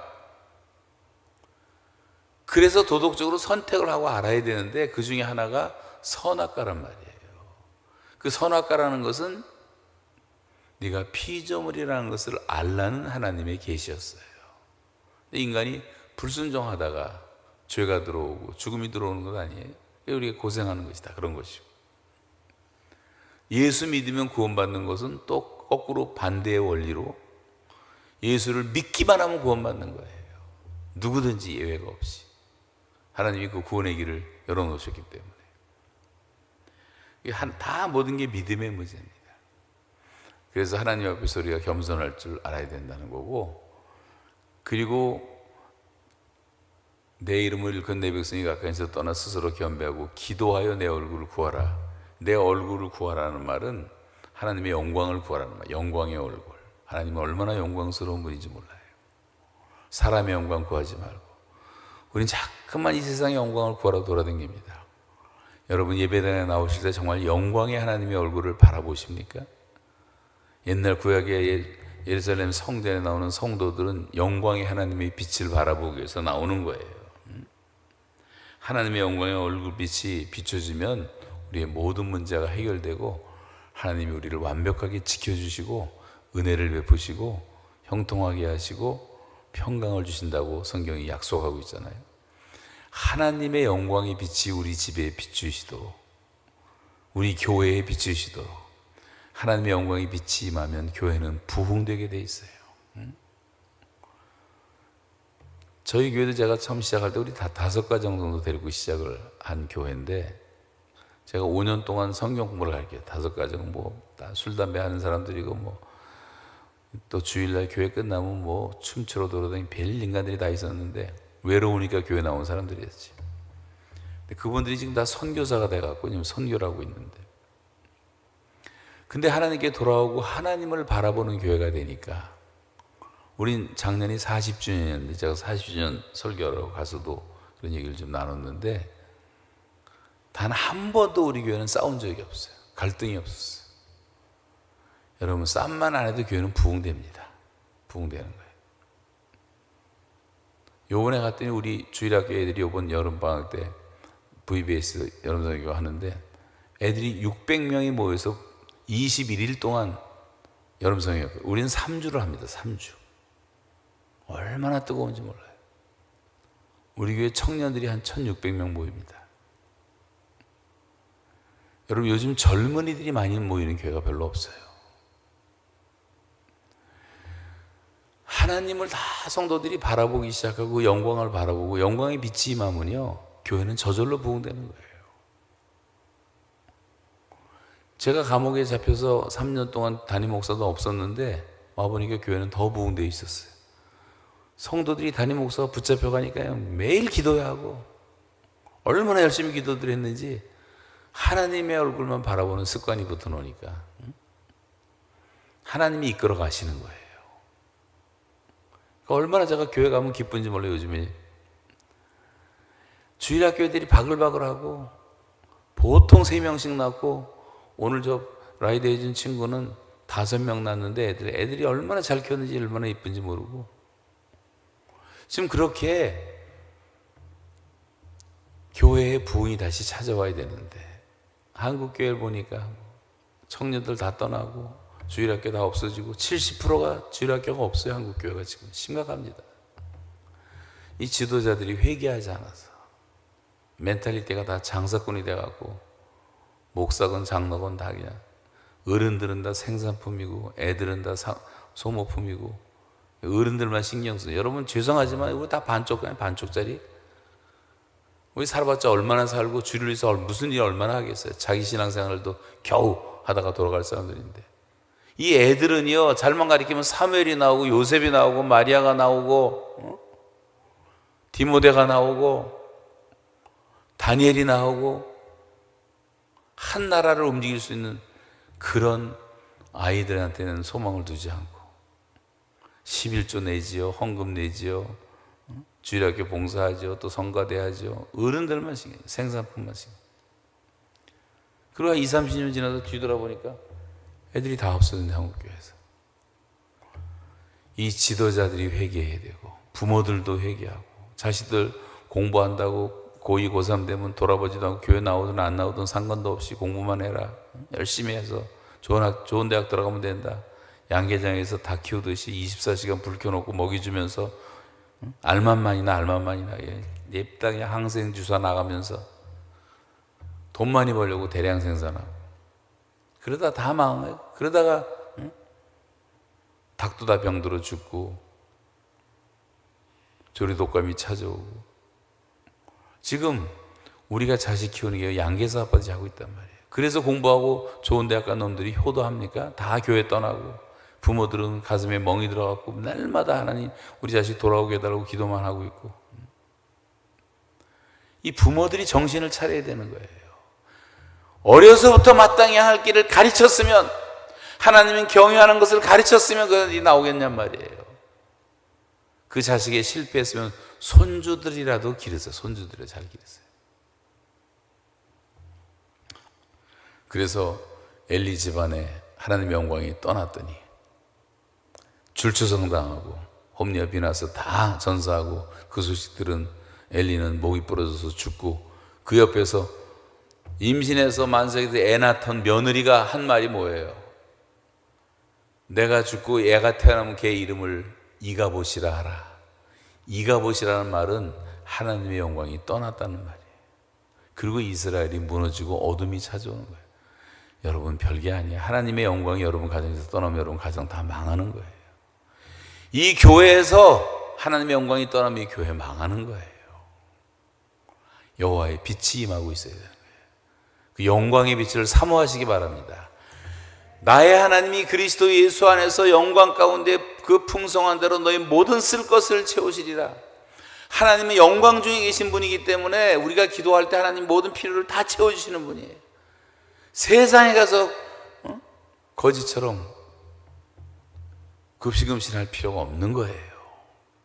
제가 북한 선교를 하는 동안에 20년 동안 아이들 1350명 입양해서 먹이는데 쓴 돈, 함경북도에 호수 물 다 퍼내고 논 만들어주는데 쓴 돈, 뭐 구제하는데, 계산하니까 5,500만 달러를 썼어요. 한국 돈으로 한 700억 되는 돈을 썼는데 제가 무슨 돈이 있습니까? 근데 하나님이 항상 공급해 주셨어요. 저는 한국 가서 한 번도 손 내민 적도 없고, 이 뉴욕에 와서 손 내민 적도 없고, 근데 하나님이 사람들을 보내주시고 붙여주셔서 우리 교회가 물론 최선을 다했지만, 우리 교회 건축하는데도 뭐 건축이 뭐 중요한 건 아닌데, 그래도 뭐 사람들이 몰려오니까 어떻게 해요? 할 수 없이 예배당 짓는데, 지금부터 한 10년 넘었죠? 근데 3천만 달러였으니까 그 당시에, 지금 뭐 5천만 달러 넘겠죠? 그 돈이 어디 있어요? 우리 돈 한 번 없이 시작했는데 하나님이 다 채워주셨고, 다운타운에 청년들 전도하기 위해서 무리해서 서양교회 조그만 하나를 샀는데 240만 달러 주고 샀는데 그게 지금 2천만 달러가 넘어갔고, 다 빚을 갖고도 남고. 하나님이 하시면 너무나 쉬운 거예요. 어려운 게 하나도 없어요. 그 영광의 하나님의 얼굴을 좀 바라보고 살아야 되는데 우리는 왜 땅만 바라보고 사냔 말이에요. 땅만 바라보고. 왜 사람들한테 구걸하고 손 내밀고 뭐 계좌번호 돌리고 명함까지 써가지고, 제가 선교사들한테 그 야단을 쳐요. 전도도 안 하는 게 선교사냐? 전도는 열심히 해라. 선교 열심히 하는 게 다 채워주시는데 맨날 돌아다니면서 후원이나 관심 쓰는 선교사들이 얼마나 많은지 몰라요. 그렇게 지저분하게 살면 안 돼요.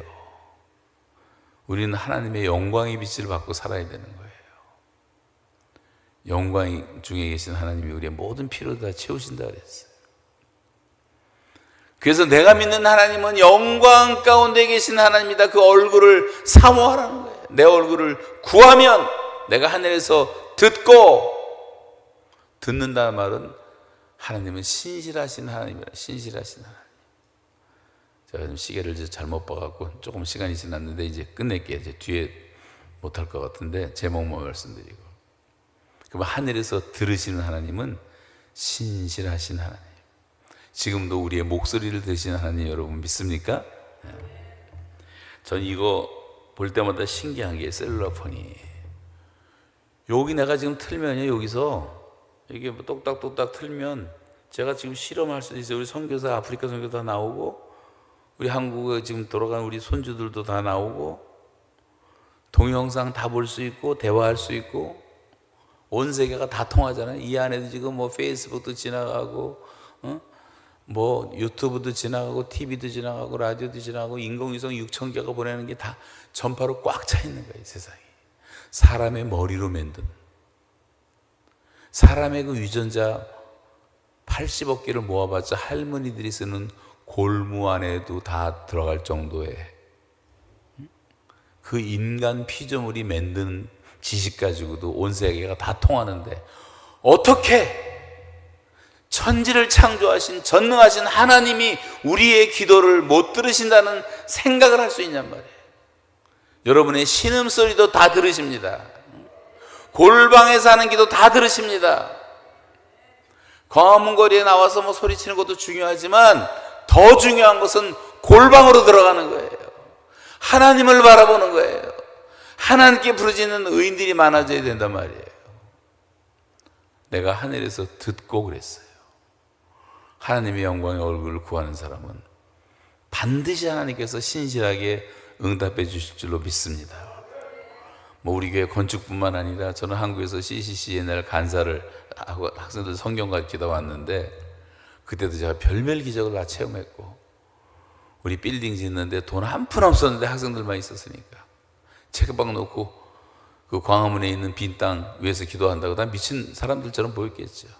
그래서 매일 기도하고 이 땅을 주십시오. 그랬더니 누가 박정희 대통령 만나지 않으면 안 된다 그래갖고 박정희 대통령 만나기로 했더니 또 우리 김증건 목사님 제자 가운데 김지령 대령이라고 청와대 경비대장이 하나 있어갖고 통해서 약속을 15분 잡아서 박정희 대통령 만나서 그때 우리는 계속 기도하고 김 목사님이 이제 만났는데 박정희 대통령 마음을 감동해서요, 그날로 그 땅을 주신 거 5,000평이라는 광화문에 엄청난 땅을, 옛날 러시아 공상하던 아간 파천하는 곳인데 그 땅을 주셨잖아요. 건물에 이제 돈이 없잖아요. 그 당시 한 200억이 피었어요. 그 옛날에 19층짜리 MBC보다 높게 짓자서 계획을 다 해놔요. 그럼 모금을 떠나서 뭐 긴 너무나 재밌는 얘기들인데 2번 일본과 미국에서 모금해서 그 돈이 다 채워져 갖고 2번의 헌금에서 빌딩이 지어지고 민족보고마 운동이 시작되고, 제가 그때 고등학생 분과를 담당한 스텝이었는데 제가 80년 세계보고마 대상을 하면서 15,000명을 장충체육관에 모여서 집회를 하는 책임을 맡았는데 뭐 10,000명 모이는 거 아무것도 아니라고 생각을 했어요. 그 당시에 뭐 열기가 있었기 때문에. 그런데 1년을 노력했는데 지금 여기 앉아 계신 분 가운데 53살, 55살 되신 분들은 그 당시에 한 고등학생이었을 거예요. 아, 그런데 애들이 등록을 안 하는 거예요. 왜냐하면 2가지 때문에 과외 공부와 보충 수업에 다 묶여가지고 아무도 못하는 거예요. 실업계 학생들만 등록한 게 죽으라고 노력했는데 1,600명 등록을 했어요. 일주일 동안 훈련을 시켜야 되는데 세계적인 강사를 다 초청해놨는데 그때 제가 나중에는 너무 힘이 없어서 금식하면서 기도했어요. 하나님, 보충 수업을 없애주시든가 과외 공부를 폐지시켜 주시든가 보충 수업을 그 기도만 했어요. 하나님, 이 아이들이 우리 민족의 심장 같은 애들인데 얘네들이 복음을 듣지 못하면 우리 민족 복음을 할 수 없습니다. 우리 민족의 소망이고 약속이고 꿈 같은 아이들인데 보충 수업을 없애주시든가 과외 공부를 폐지시켜 주시든가. 근데 하루 전에요, 정확히 말하면 이틀 전인데 저녁에 처리하고 내려오는데 학생 하나가 신문을 들고 달려오는 호회를, 신문을 보니까 그냥 대문짝만하게 헤드라인 기사에 큰 글씨로 과외 공부 전면 폐지, 보충 수업 전면 폐지. 나중에 인터넷 들어가 다 확인할 수 있어요. 그 전날 보니까 저녁 5시에 대통령이 문교부 장관 이하 교육 전문가들 모아놓고 이 너무 문제가 많다. 대통령 명령으로 하루아침에 과외공부 보충 수업을 다 폐지시켜버린 거예요. 애들이 해방된 거 아니에요? 제가 당일날 장충체육관 앞에 갔더니 그때 계엄령 떨어진 상태였는데 장충체육관 앞에 전국에서 애들이 뭐 8.15 해방 만난 사람들 몰려오는데요. 저 약수터로 가는 길, 남산으로 가는 길, 퇴계로 가는 길, 저 동대문으로 가는 길 꽉 찬 거야, 애들이.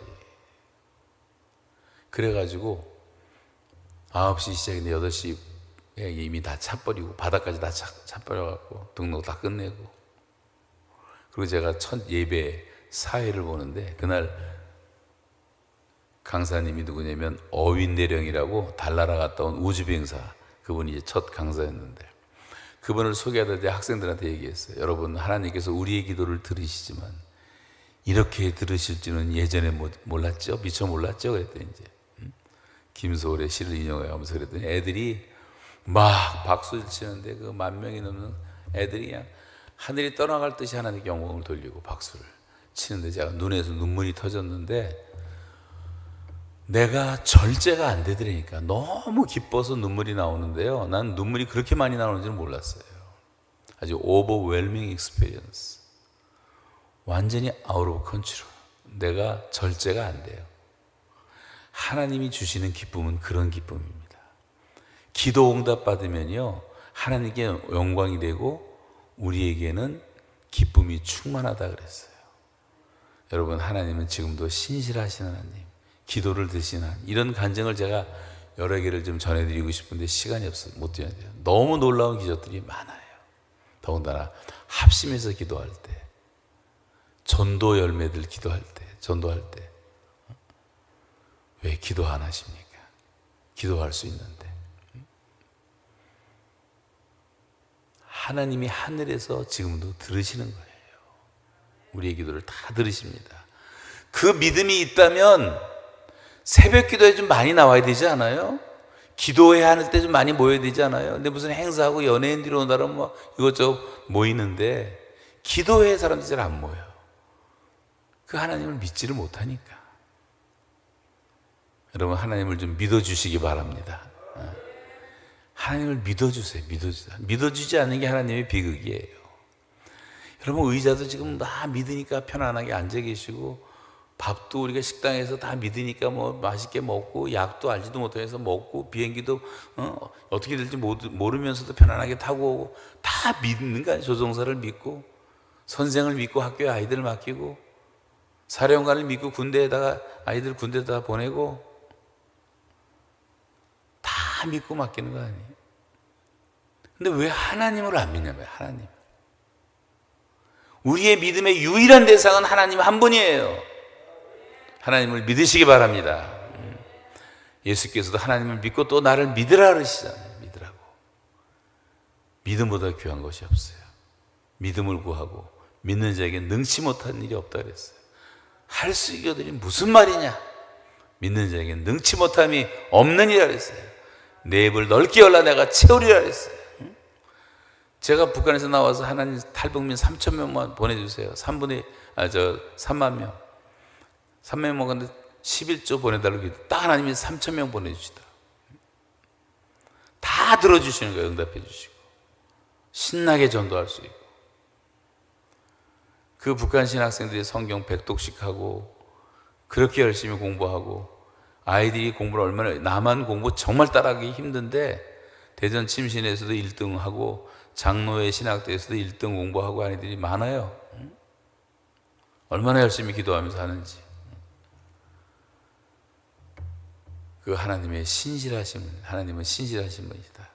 그리고 그 죄를 사하고 그 땅을 고친다는 말은 너무 길어서 제목만 말씀드리는데 그 죄를 사하신다는 말은 하나님은 사랑이 많으시고 은혜가 많으시고 자비와 긍휼이 풍성하신 하나님 우리가 알아가는 거예요. 그리고 그 땅을 고친다는 말은 하나님은 창조주 하나님이라는 말을 믿으라는 거죠. 지금도 우리를 고치신 하나님. 여러분 말씀을 듣는 중에 하나님을 믿음으로 여러분의 몸에 있던 병도 다 떠나갈 수가 있다는 것을 믿으시기 바랍니다. 꼭 뭐 안수를 받아야 되는 것도 아니에요. 믿음으로 다 사라지는 거예요. 병도 사라지고 가난도 사라지고 말썽 부리던 자식들도 다 제자리로 돌아오고 경제도 회복되고 하나님이 고쳐주실 줄로 믿습니다. 그래서 하나님을 바로 알자. 오늘은 그냥 어설프게 이대로 마칠 수밖에 없겠는데 여러분 하나님을 아는 백성이 되시기를 바라고 하나님의 하나님 되심을 알고 영적으로 각성하는 것이 신앙의 부흥의 시작이에요. 여러분의 가슴이 이렇게 뜨거워지시기를 바라고 정말 남은 생애라도 정말 하나님의 축복 속에 살아가시기를 주님의 이름으로 축원합니다.